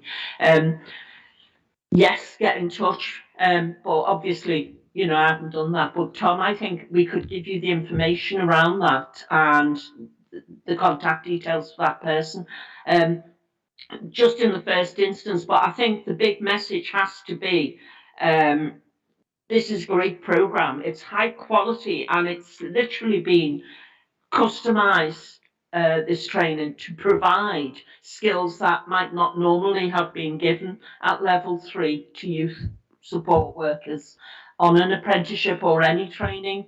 I don't know, Yvonne, if you wanted to say something in that respect, please.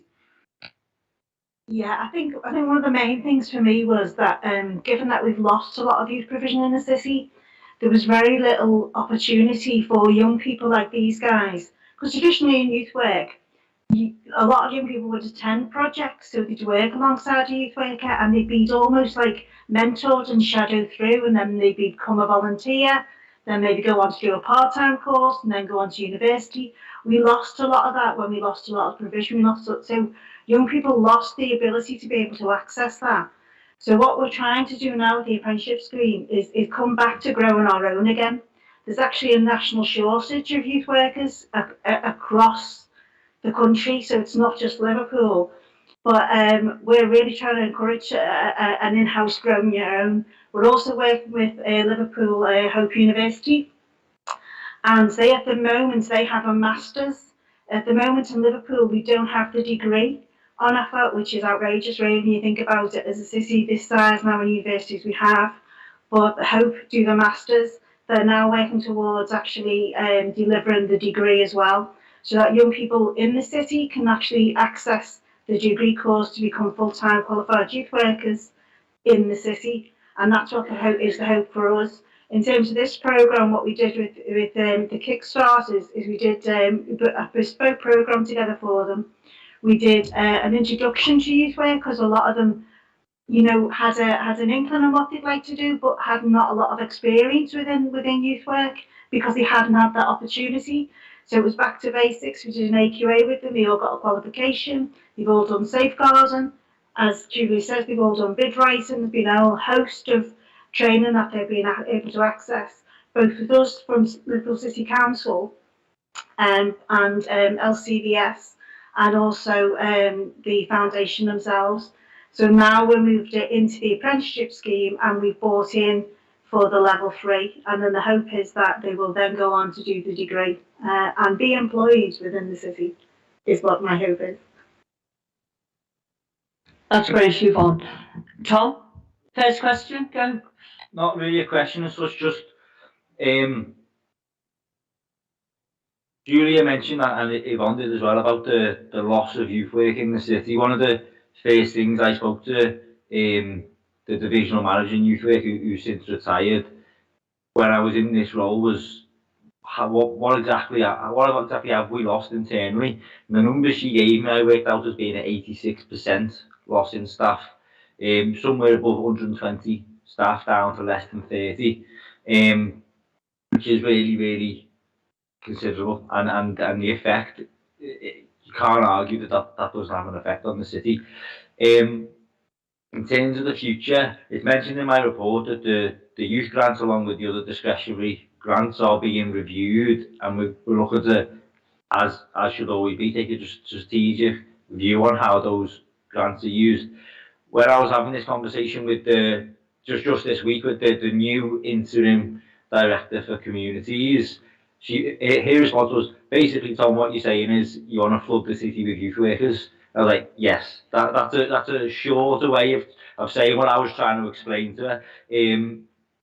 Finding funding for that is more complicated, but that's what we're going to be looking into, and how to do that. Can I just come back on that? I can see your hand up there, Steve. Because I think we have something here that could be helpful, because you can't just flood the city with youth workers. They need to be trained and skilled to do the job properly. Steve? Yeah, just to endorse Tom's point about we do need to put that youth work back in. But I guess I'm conscious of time, but also I don't want to put them on the spot, but I'm wondering about any of our young people wanting to comment about what they've learned or anything that they've enjoyed particularly. Who'd like to speak first, guys? Anyone? Or does anyone have a specific question to ask the young people who are here? Yeah, so the opportunity as a whole, it has been brilliant. I was one of the ones, me and Lise, we started on the kickstart, so I've been there since last May. It has been brilliant. The opportunities, the training that we've done, the enhanced training that we've done has made us so perfect for the role. My only concern is, like Yvonne says, the hope is that we can go and do a degree as such, but across the city, what companies are taking on youth workers? What is this? I don't want this training to be for nothing. This is what I want to go into my expertise as being a youth worker. I love it. It's absolutely brilliant. But with that being said, one of my main concerns is what companies are taking on youth workers? Because like you said yourself, there's been a big downfall, hasn't there? Yeah. Can I just answer that question? Because yeah, this is our thinking anyway. You, as the first group of people to come through this, you will be the future mentors. So when Tom is flooding the city with all the money and the youth workers, you will be the ones who are already trained up to bring them alongside, to go back to the model Yvonne mentioned. You've got to have that experienced youth worker with the young person coming through next to them. So you will be training up the future. That's what I think. Yeah, most definitely. But what companies are going to take us on? What companies is there across the city? I've spoken about we've lost a lot of youth workers from the council. We've actually got unfilled positions at the moment in the council where we haven't been able to recruit to for various reasons. Yeah, we currently have vacancies, but that's within a freeze. So, I can't guarantee that that's going to be unfrozen. That's a bunch of things beyond me.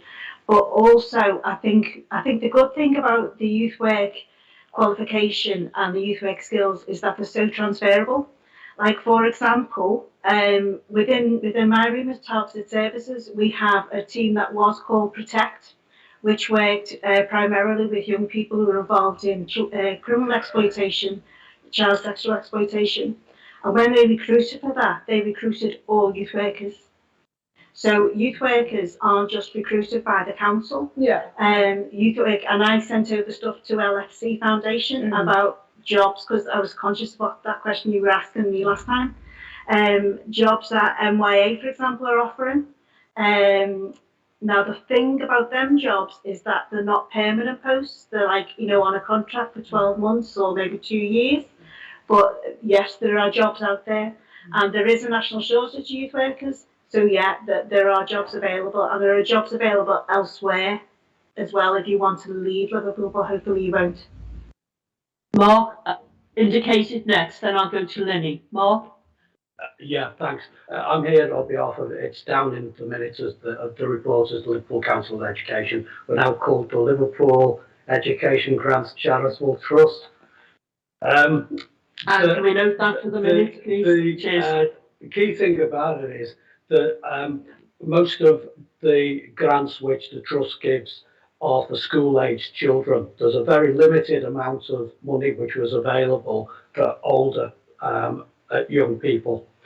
And we've basically given virtually all of that money as effectively seed funding for this project. The basis of that, the money itself was important, but the fact that it was there meant we could then attract the Premier League and the Violence Reduction Partnership to get funding for these 8 people for this one. But as Yvonne and others have said, there's a need for this to be a rolling programme.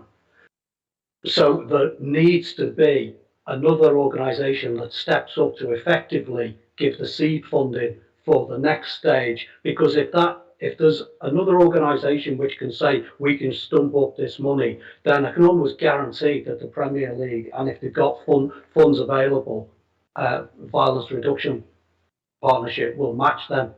So it's just a question of getting another org to put the seed funding up for the next 2-year programme. Cheers.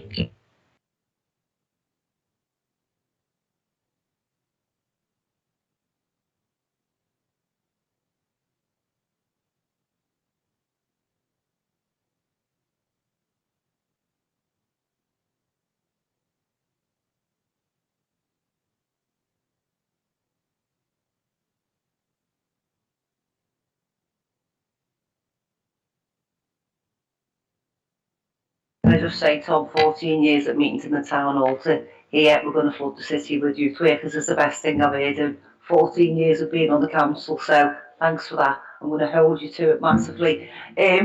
Just in terms of what Yvonne was saying around transferable skills, I'll just give you a bit of an example today. My sister was a youth worker for Yvonne many years ago, and then she's worked in the Wall Sports Centre, but she left Liverpool in December to go and live in South Shields, which I'm gutted about. But she got a job today. She had an interview for the NHS, and she got that based on her work as a youth worker. So massive opportunities in terms of she's going to be going out and doing stuff in schools and on, you know, smoke, all the informal educational valuable stuff you do as youth workers is so transferable in so many different jobs. Now that job in the NHS, you'd be flying, full-time job, and there isn't many full-time jobs, but you can't think, oh, it's only sessional and they're the vacancies. It's what it can bring with it.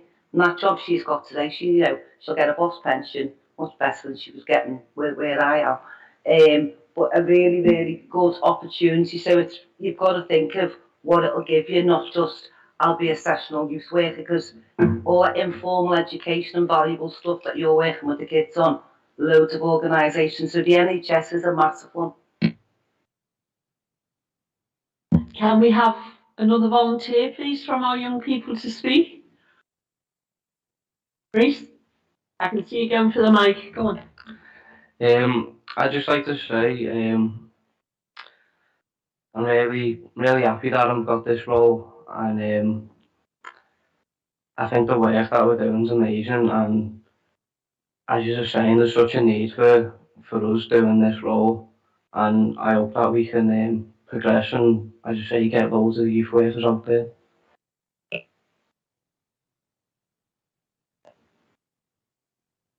I'm just going to say this, a big thank you to you all for coming tonight, because I love these kind of items on the agenda.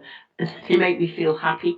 And I also think it would be really good, because I personally would like to see you come back again and tell us more as you progress.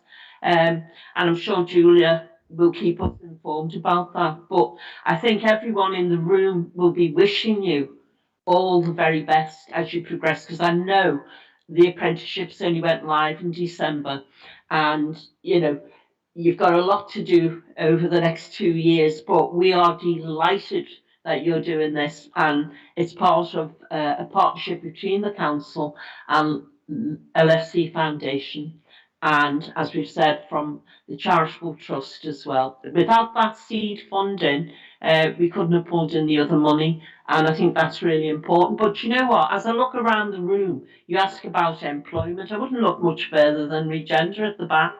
You know, they will find jobs for you, I'm sure. I was going to say, I mean, really just reiterating what Lily said again, you know, it's the transferable skills. We find a lot of people who have been involved in youth work, whether in a voluntary capacity or in, you know, paid youth work roles, come into housing. You know, it's a sector that's, you know, we employ, as a housing sector, we employ more people across the city region than Jaguar Land Rover. It's just perhaps not quite as sexy as Jaguar Land Rover. So, you know, look at housing associations, look at the roles of their housing officers, look at the work they do across the communities. It's more than the bricks and mortar, so definitely. And we definitely love to see you come and talk to some of our learners as role models. It'd be amazing to have you come into the Learning Foundry. I think that last suggestion, Yvonne, is something we should organise, because there's so many young people in the Foundry, and I just think that opening up of being aware of each other and what the offers are. I'm going to, because I'm aware of time, and I do like to stick to the 2 hours, and this is going to overrun anyway, but I'm going to take item 10 now if I can, which is our scrutiny panel reports, because I know our visitors may want to go before we get on with the more schools-based reports, if you like. And so I'm going to ask Councillor Hinnigan if she can cover, because Councillor Bennett isn't well, our first scrutiny panel, which I think has met twice, December and January. And if Lynny could feedback on that for us, and then we'll take some questions. Thanks, Chair. First of all, sorry, Councillor Hinnigan, I have to step back because I forgot to say a big thank you to everybody for coming and telling us all of this.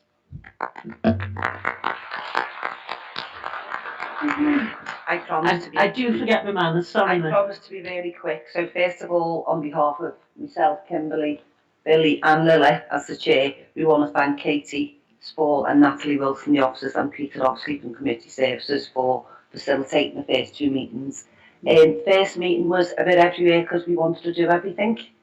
We wanted to look at everything, you name it, we wanted to look at it. Pathways to employment, we were doing over 55, we were doing there, we had no focus whatsoever because we wanted to do everything. We changed it back, and in the second meeting we decided to focus, obviously, people might get that I've got this bit of a passion for young people. We decided that we would focus on pathway to employment for 16 to 24-year-olds. So tonight's been really, really interesting in terms of listening to the young people, obviously listening to what's going on.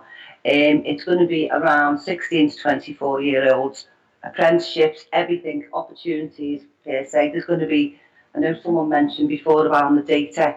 We don't really want it all to be data driven. We need to know around the quality. That's one thing that we were really stuck on around. What are quality apprenticeships? How do we know the quality? What are the outcomes for our young people? So there was quality, there was comms. Comms was a massive one in terms of how are we getting out there to parents. Parents don't even know what's available for their kids, but I think one of the biggest things that came out of it was the disparity or the differences between careers advice across the city. Where we used to have a big career service, I worked there 9 years, big career service, everyone got careers advice. Now a lot of it is done by schools, and it's hit and miss. It's hit and miss whether they get good careers advice, whether all kids get careers advice. So we're looking at the careers advice, how the opportunities told, the comms, how vacancies getting out there, are we doing it the best way?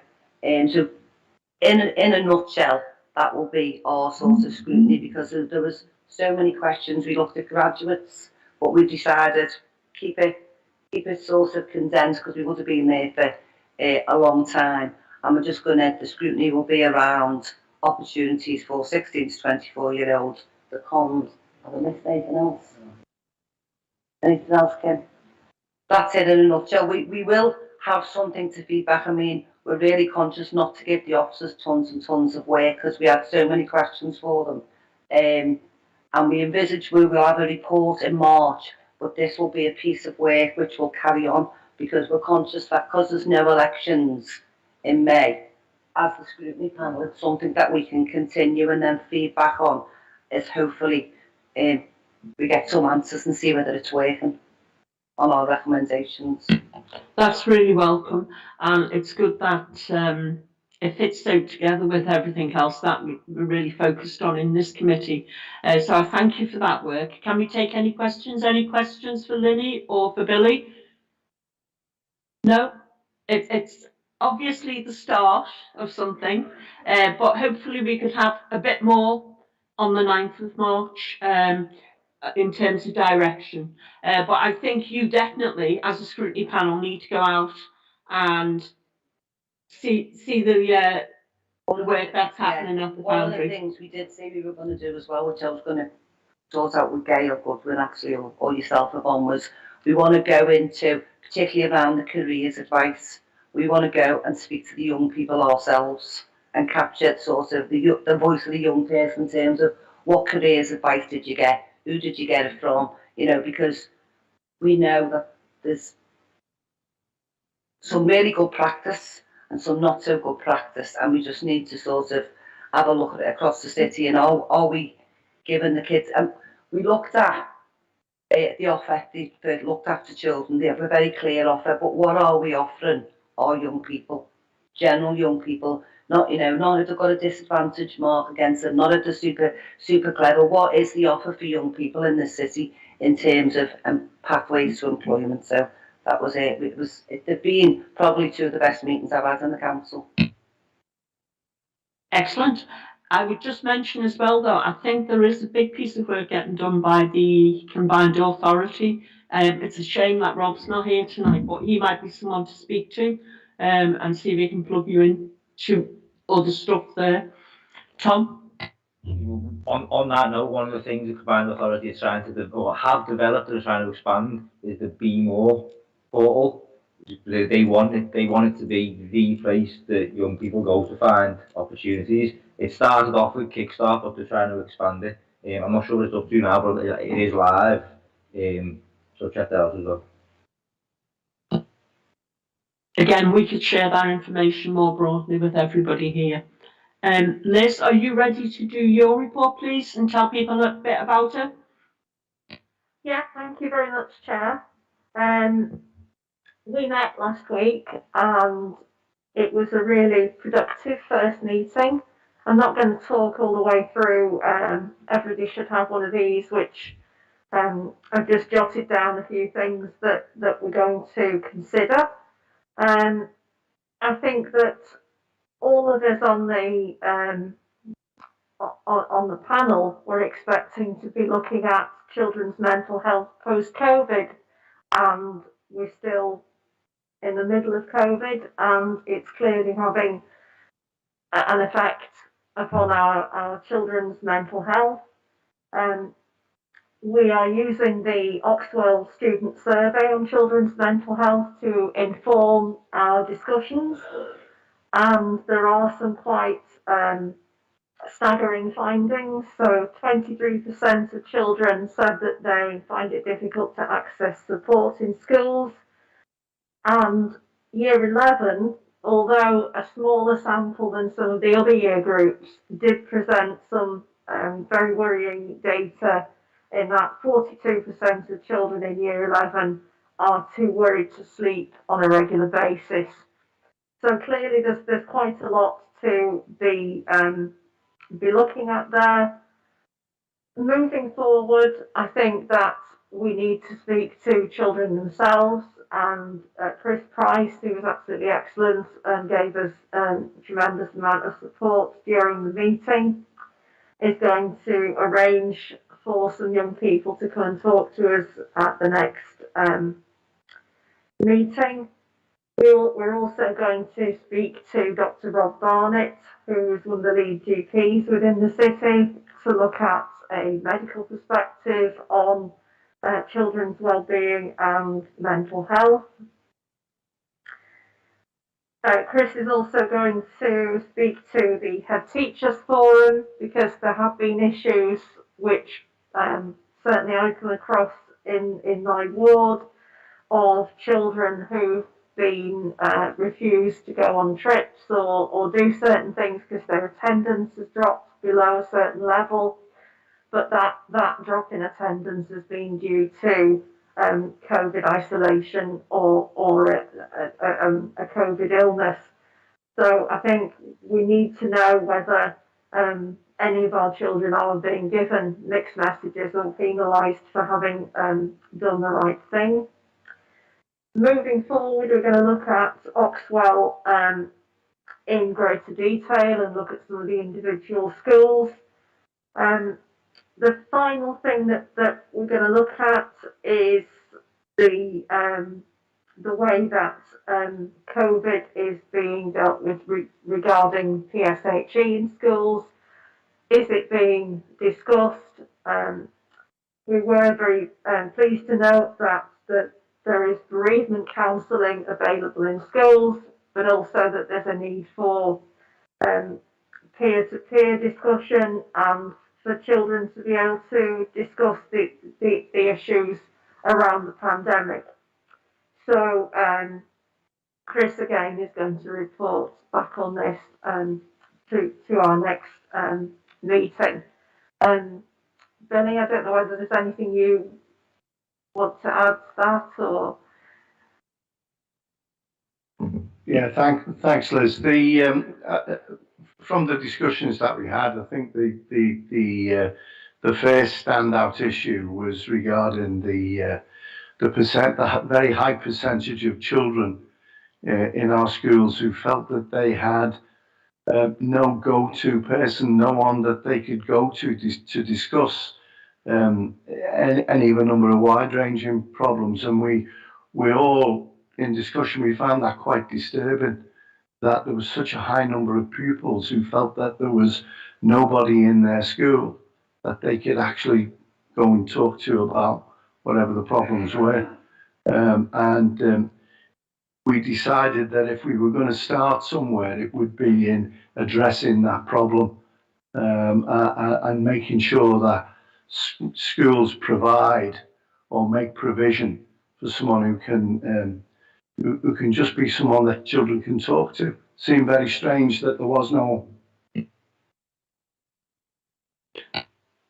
Thanks for that report, Liz. And that comment, Billy, I certainly picked up from the written report from Liz. And it seems to be at total variance with the understanding, which is that virtually every school should have a delegated person. And then that breaks down, I think, into the school structure in terms of, I don't know, a year head or a form teacher, and I'm sure they're in place.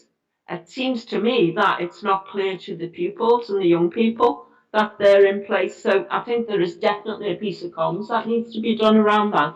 But we can play a role surely in that, speaking to schools about what we find once we have the findings and the report from the scrutiny panel. Does that make sense? Do we have any questions for Liz or Billy around the mental health scrutiny panel that has, I've just pointed out for visitors, it's only just met once, and this will be a piece of work that it does over the next few months. Any questions? Alan? It's only an observation because there has been a massive expansion in mentoring in schools, and to hear this as a concern, I mean, is actually very concerning when it's been a major focus.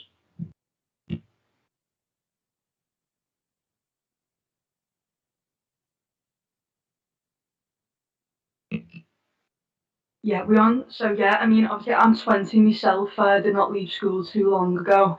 So I'd like to, as of now, I know you said for the future you'd like to do a whole meeting and get young people in that are in that form of education as of now. But I can't speak for past years, and I went to Calderstone School and there was no mentor, there was no advisory staff, there was just your basic education staff. So I don't know what progress has been made. I don't know what sectors, what schools, whatnot, but definitely for myself as a young person, as only leaving school a short 2-3 years ago, there was definitely no counsellor, no mentor, no one in my school that I could go to other than an educational teacher. That's really valuable comment, and thank you for saying that, because you're saying 2 or 3 years ago, well, you know, the last 2 years schooling hasn't been normal anyway because of lockdowns, so that is really a concern, because I'm aware of an awful lot of training in mental health first aid, a lot of training for staff, a lot of training around the mental health of schools, how do we measure it, etc. So it is a concern, and I'm really pleased that you found that, because I think that might be something that you need to really drill down on, this, and Billy, and really let's get to grips with this. And I'm sure it could be arranged for you to go into some schools, maybe some schools which have good practice, but maybe just randomly to speak to the young people as opposed to the staff, because I think there's a breakdown in that communication somewhere along the way there. A lot of money is being invested into this, and it seems quite shocking that young people still aren't feeling comfortable that we have someone to speak to. Anybody else with any more questions on this, Tom? Just to note again that both scrutiny panels, the 2 different topics, do make up, each individually make up a strand, one of the 5 priorities of the education improvement plan. So I'd guess there'd have to be a focus on what work is planned as well as what's happening now. I think as well too, because this committee has 2 massive briefs really. One is the education and well-being of children, and the other one is employment and skills.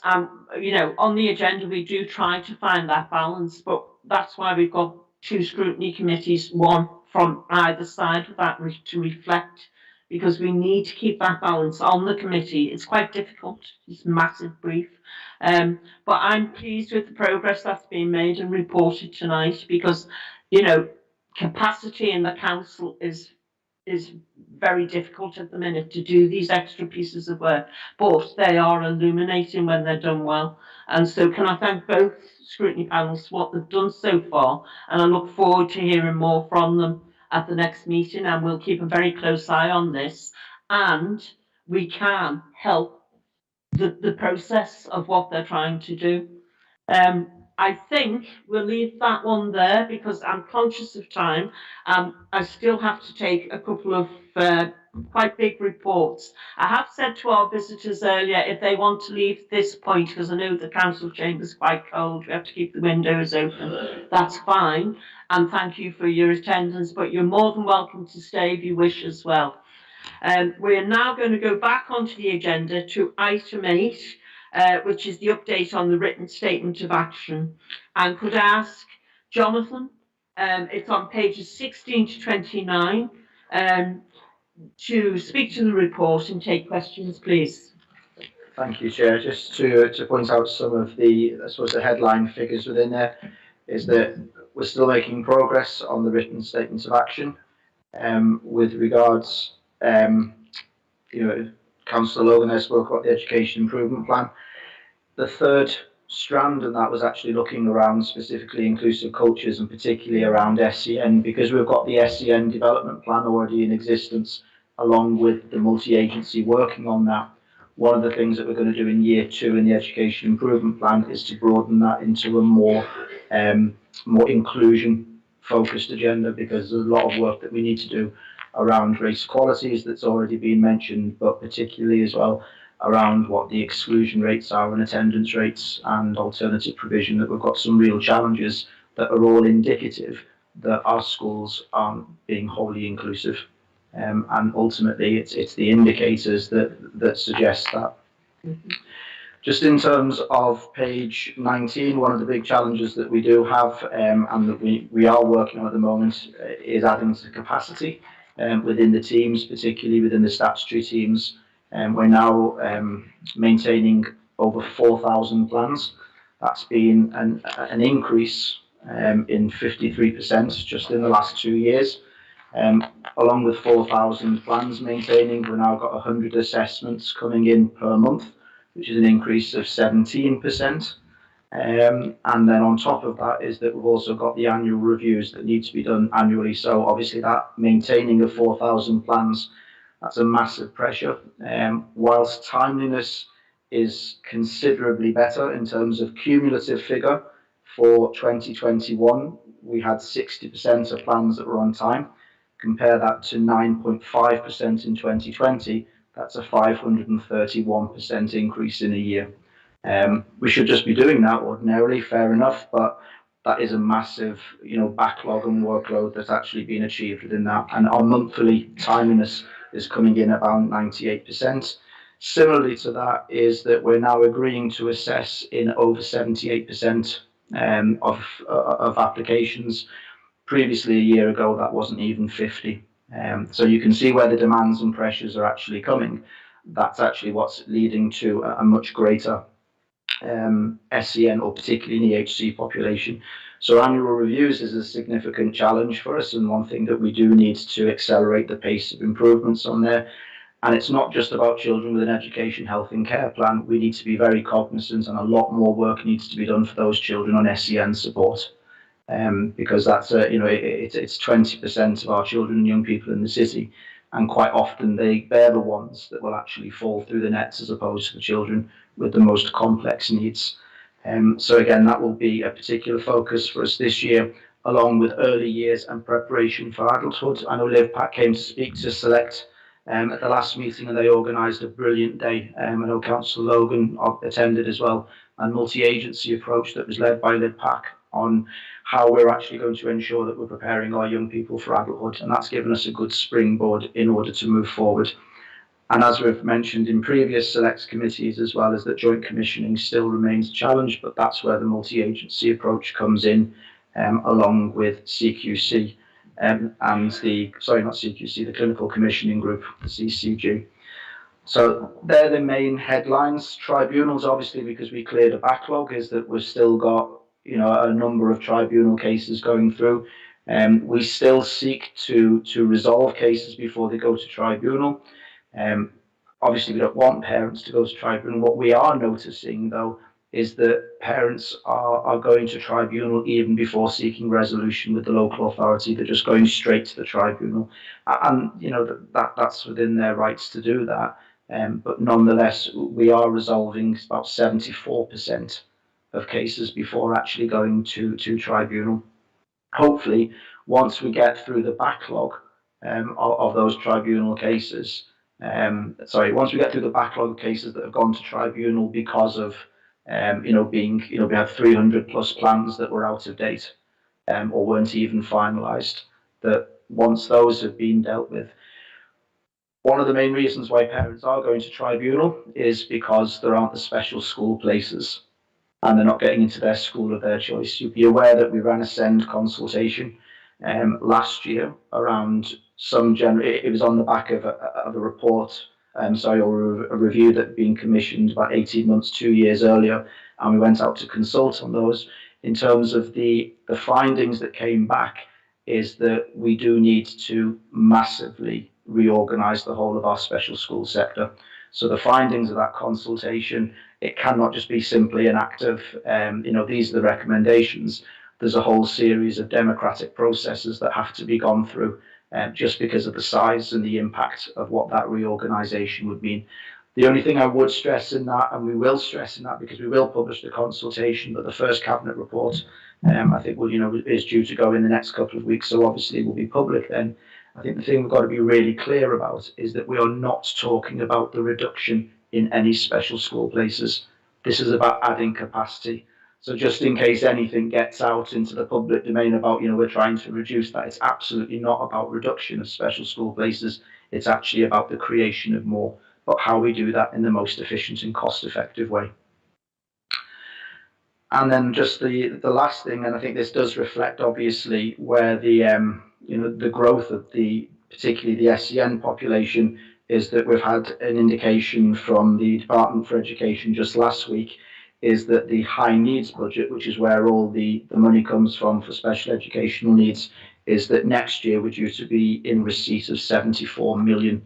That's an increase of about 10 million just on the past year, but I think that is reflective obviously of the numbers.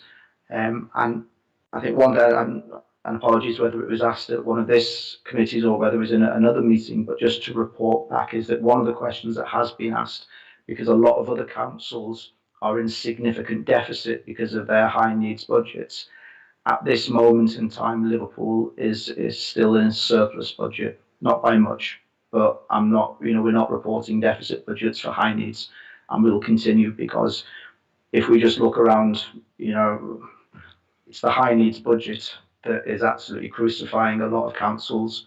Some councils are 37, 40, 50 million pound in deficit because of special needs. So we're having to manage that as well. But most importantly is making sure that the children get what they need in terms of their needs being met. Still a lot more work to do.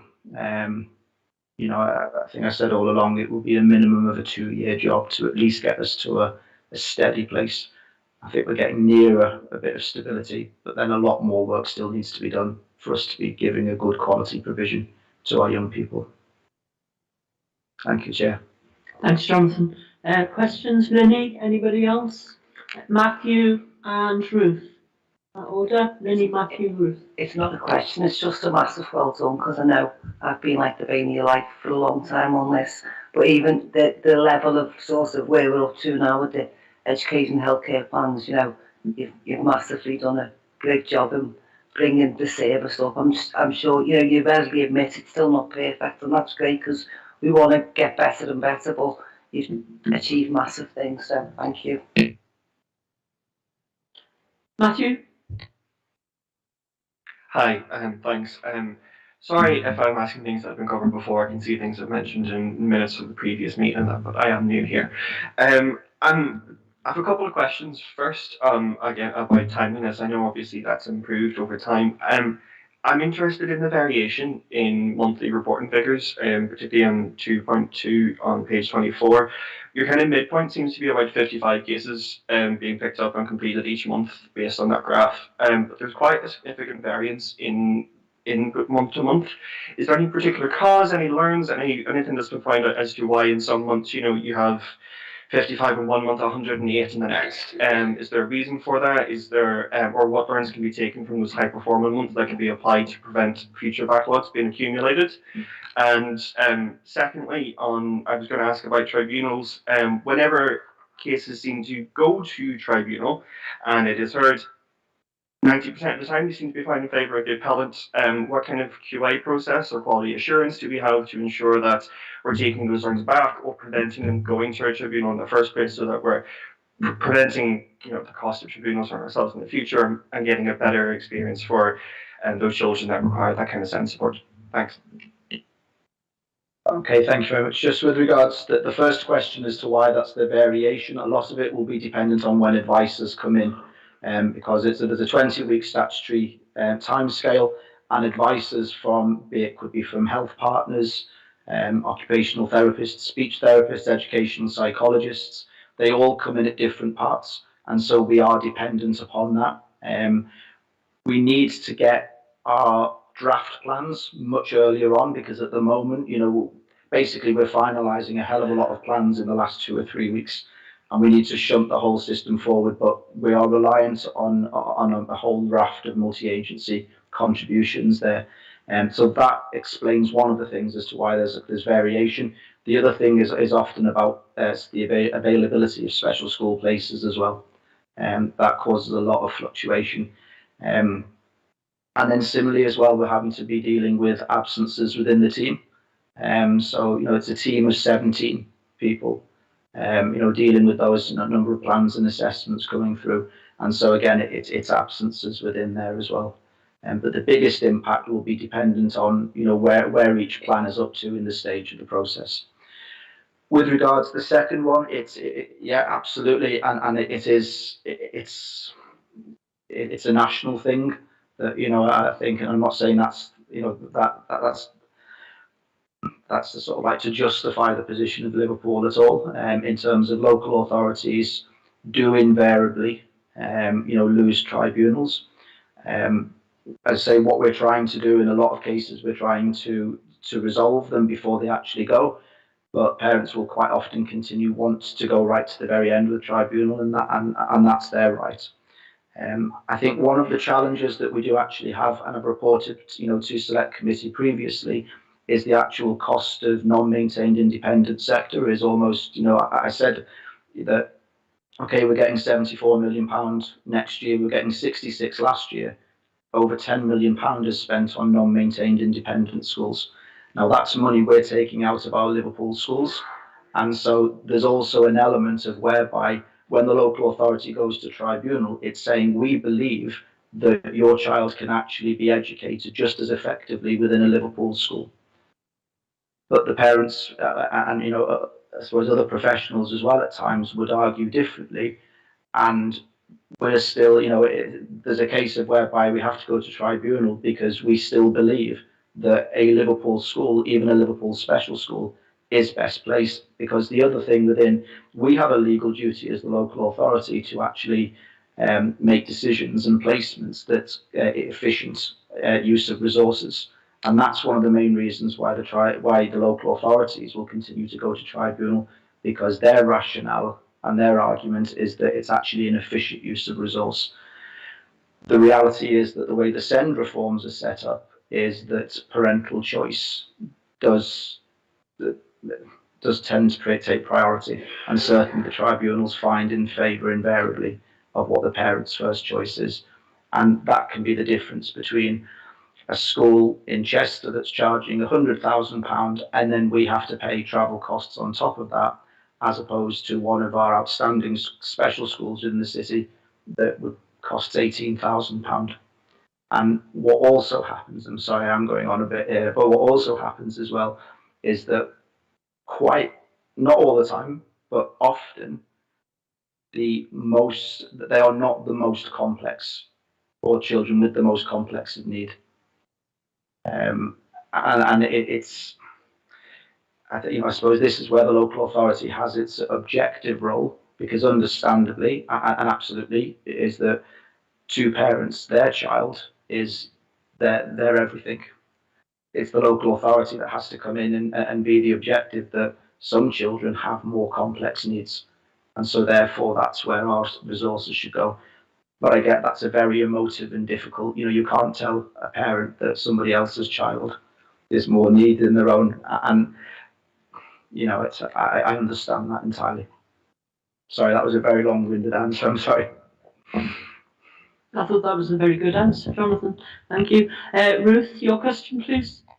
Just to echo Liddy's comments there, and especially you can see the positive feedback from the parents, shows really what work you've done. That screams out from that report. I've got a question really about what you gave in your verbal update there about the SEN support group. That's something I've had personal experience of, and I would say in the last few years, I think the frustration of parents, the children in that group are ignored.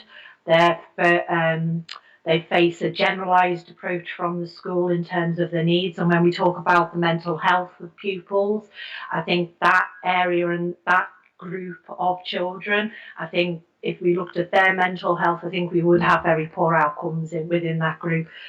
And it's really welcome to hear people talk, because not many people do talk about that sort of level, and it can be preventative as well, and just a little change have massive outcomes on kids' prospects. What work is it that you're proposing to do with that group, and what changes are you proposing to make? Thank you. I think one of the main areas within that is precisely that shift within the education plan to make priority 3 more about inclusion, because it's precisely the SEN pupils who are they are the ones most likely to be permanently excluded. They're the ones most likely to get fixed term exclusions. They're the ones that they're the ones that are most likely to be persistently absent. So those are the recurring themes all the time. And one of the things that we're going to be doing now is that I don't think there is a shared understanding of what inclusion is across the city, and what is inclusion to one person or to one school, another school would view as segregation. And that's how emotive it's getting. So we have to work on a shared vision of inclusion. And I think from that then is that there needs to be that shared accountability and responsibility. Fundamentally, the only thing that's going to change that is a change of culture, and that's the hardest thing to change. But that's the thing that really does need to change, and I think it will be the SEN support children who will be the first beneficiaries if we get that culture right. So there is about support, there is about training, all those things, but I think what's really important is that we need to make sure, and this is one that works with the head teachers in the schools and other professionals, is that we actually start talking properly about what inclusion actually is and what inclusion actually means. So it sounds probably very embryonic, but I think that's where it actually is, because it's going to take quite a while, you know, for us to get there on that one. Are you happy with that answer, Ruth? Thanks, Jonathan. Can we note the report, please? I thought it was a good report. Thank you. And item 9 now, schools update again. Jonathan, pages 30 to 43. I won't go through the actual figures, you know, for COVID. They're there, you know, for you to be able to see there. Similarly, attendance figures as well. That's just what we're reporting out. I've been unable to obtain what the national figures are at the moment. Attendance figures don't look too bad. My biggest worry is around persistent absenteeism, and we've got some pretty alarming rates of persistent absenteeism in the city. So that is something that is very much the focus for this term. Permanent exclusions, you'll see there's a bit of a theme, you know, in terms of what I've already spoken about here. We've had 30 permanent exclusions just since September, which is a very high number, but I think that's indicative, I think, of a number of things, not least the massive pressures that not only young people are under, but also schools are under as well. We do have, again, a theme around, you know, of the 30 permanent exclusions, you know, 2/3 of them are from 6 schools. But there are schools, again, that are outside local authorities' control. So that's where, from the perspective of the council, is that we have to be liaising then with the regional schools commissioner, who has got responsibility for those schools. Again, you can see that year 9 is the biggest, you know, 13 young people, almost half of them from year 9, and similarly almost half of them, which I've already mentioned before, with special educational needs. And you can see there the reasons, a couple of those reasons you might look through and actually wonder as to why a permanent exclusion was actually issued. Other reasons, you know, are justifiable, as you can see. The other things there, obviously explained around the consultation, which I've already referred to. Admissions was spoken quite a bit about, but there's some detail in there as well around some of the things that we've already articulated earlier on in the meeting. And then in amongst all of that, it's not all doom and gloom, is that since inspections resumed, I know Ofsted are getting an absolute battering, rightly in some cases, around, you know, having picked up inspections again. Although I do have to say that we've actually benefited all right from Ofsted this term. We've had 20 inspections, and as you can see there, 1 school was moved from outstanding from good, 1 school remains outstanding, 10 schools remain good, 4 schools have moved to good from require improvement, and 2 schools remain requires improvement. 1 school was judged requires improvement from outstanding, so that was a downgrade, and there was also a downgrade from 1 school which was required from good to requires improvement. So of the 20, we've only had, you know, not only you don't want any, but 2 have gone down, but we've also had 6 gone up, and no more than 6 gone up. 10 remain the same, and then thanks, 8. That's it. 8 moved up. So, you know, there's some positive things there. So our proportion of good and outstanding schools in the city is actually getting higher. Within the secondary sector, it was 57%. We're now looking at 68% just in the last term. So we're moving in the right direction with our proportion of good and outstanding schools. Academisation there is that obviously Broad Green has now formally moved to the Dixon's Academy Trust, although the Dixons have been in Broad Green since September. So that one's gone through. And then the first 3 Catholic schools, which this is where there's been the biggest shift in Liverpool, because historically the Archdiocese of Liverpool was very anti-academy.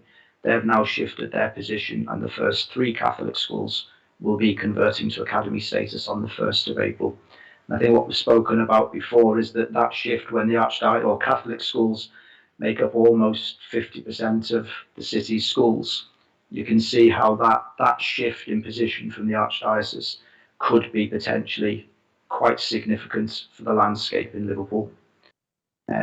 So that's one just to I suppose to watch really for members there. And then again, just a few positive other things there. And it was interesting when the young people were talking. We've got Safe Task Force, so 3.4 million has been allotted to the city, not to the city council, but this is specifically to work with children and young people between the ages of 11 to 14 who are at risk of violence, trafficking, county lines, violence, etc. So Liverpool was identified as one of 10 areas to receive this funding. So that's £3.4 million over 3 years. So that will be something that I'll be quite keen to tap into, what the apprenticeships were talking about there. And that's precisely the type of work that we would want, that those young people actually doing. And then we've had 2 other additional funding lots from the Department for Education. One to work with NEET, to try and improve our rates of those not engaged in employment, education and training. And that's to work with schools specifically in the north of the city. And the other funding is to work with a number of primary schools, again in the north of the city, that have got the highest rates of persistent absenteeism. Thank you. Thanks, Jonathan. Have we any questions? Nick? Just very quickly on the Catholic Ed Mat. I mean, I'm very concerned about this, and you hear different things from heads in my ward and heads that I've spoken to on this around what strategically what the Archdiocese is trying to do from this. Some are saying it's a turnaround mat, others are saying that the Liverpool Archdiocese is looking at following other dioceses and having eventually all Catholic schools are going to be part of this mat.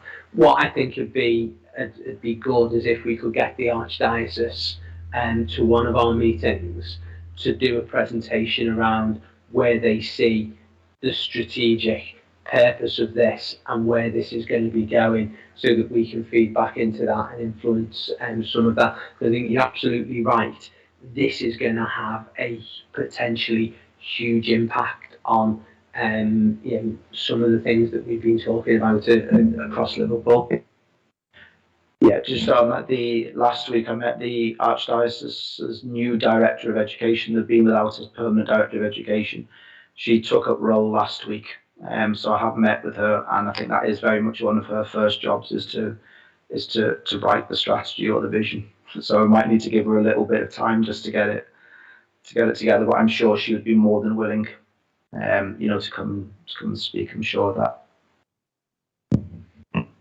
Just on that, Jonathan, I'm looking at it and I'm thinking, because once they do start doing this, it could be through. I mean, at the minute, the academisation has been predominantly at secondary, but once they start looking at it, they could have cluster schools, and I think that's quite a nice model, really, where you have several primaries feeding into a secondary. And it could be that this would be the start of the primary academisation. Is my thinking. I take your point on board, absolutely, Nick. I think this is very significant, and I think it's a bit annoying, really, that we still are not getting people attending from the dioceses and the archdioceses, despite repeatedly asking them to do so.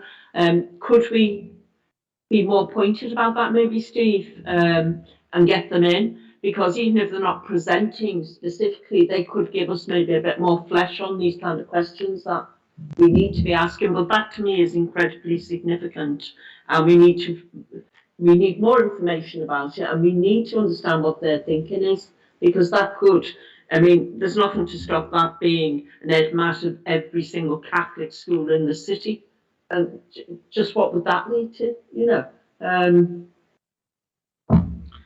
I don't know. I think, you know, obviously, whether we will have it by the next select, I don't know, but we're awaiting a white paper, which I think is going to completely rewrite what education looks like. You know, fully expecting that one of the things that will be removed will be the local authorities' responsibilities for standards. That the consultation findings came out yesterday, and you know the government is proceeding with removing the funding for school improvement functions of the local authority. That's going to be gone in 18 months. And the model, you know, goes back to the earlier question you were asking, Councillor Small, about, you know, De La Salle. When it comes to standards and the support, Regional Schools Commission has been quite clear that that's her responsibility to look after the standards, because it's an academy, not a local authority school. So, you know, we can ask a question, but they're quite clear that that's there. And whenever a school now needs support, all the money is going to multi-academy trusts. It's not going to local authorities anymore. You know, so there's a very, very clear concerted effort from government around this. And I think the reality is, which we know about, that all that additional funding is all part of the concerted effort, because all of that, whilst it's nice to get the money, all of it is coming through multi-academy trusts. So it's... It is what it is, and we've known for quite a long time, haven't we? The academisation is the tool to get rid of the authorities, or educational authorities, put it that way, in education. I think we actually need, just a brief note on this, please, Jonathan, for the 9th of March. I know you can't go into great detail, there isn't much, but I think we need to really know more. Whatever little there is, we need to know it, rather than just as an answer we could have something written to refer to. Are there any other questions about the report or this specific matter? Matthew, I see your hand moving. And it wasn't specifically about the multi-academy trust, but it was about you mentioned in your verbal report, Jonathan, about the permanent exclusions from schools, and then there was about 5 or 6 schools that these predominantly came from, and you know, in the written report it talks about the NEAT funding as well, targeting 5 schools in the north of Liverpool and 3 in particular. Is there a relationship between those 2 groups of schools, or is there an overlap? What intervention is there? Yeah, that's what I was interested in. No. So there is no real correlation between the schools that are permanently excluded it or are permanently excluding. You know, I'll be honest with you, the reason why we can't, you know, I know which schools are permanently excluded, we can't publish it because we can't, it leads to, you know, pupils being identified. So that's the reason why, you know, you're just getting numbers, I suppose. The correlations don't necessarily correlate, maybe in a couple of cases, but invariably, you know, the reality is that there is a very, very strong correlation between a child who's not engaged in education, employment and training is likely probably going to have had a bumpy ride. There are very few children who've been successful at school, in an inclusive school, and being included and felt like they've belonged, that are then going to be neat. You know, I'm sure we probably could all write the backgrounds of what those neat young people are. And that's the bit that, you know, it's in as much as we can in the landscape is our responsibility, you know, within the local authority, is to make sure that their young people, those young people's champion. Because unfortunately they're not always getting it in the settings that they're in. And that's where our role comes in from the local authority's point of view. You okay with that answer, Matthew? Good. Anybody else with any questions on this report from Jonathan? No? Okay, can we note the report? And I would reiterate, can we have a little something, even if it's just a couple of paragraphs written within another report or whatever, but just tell us a little bit more, maybe some links where we can find out more information, please, Jonathan. Thank you. Just now, I think we're up to item 11, the scheme of delegation. I think there are only 3 items on the scheme. I personally don't have any issues with any of them. Do anybody? No, that's very good. And finally, date and time of the next meeting is 5 o'clock, presumably here in the chamber, on Wednesday the 9th of March. Can I just thank everybody for your attendance tonight? I think it was really good to see such a good attendance from members, and I think it was appreciated by some of our guests to have people there listening. Thank you. Good night. Take care, everyone.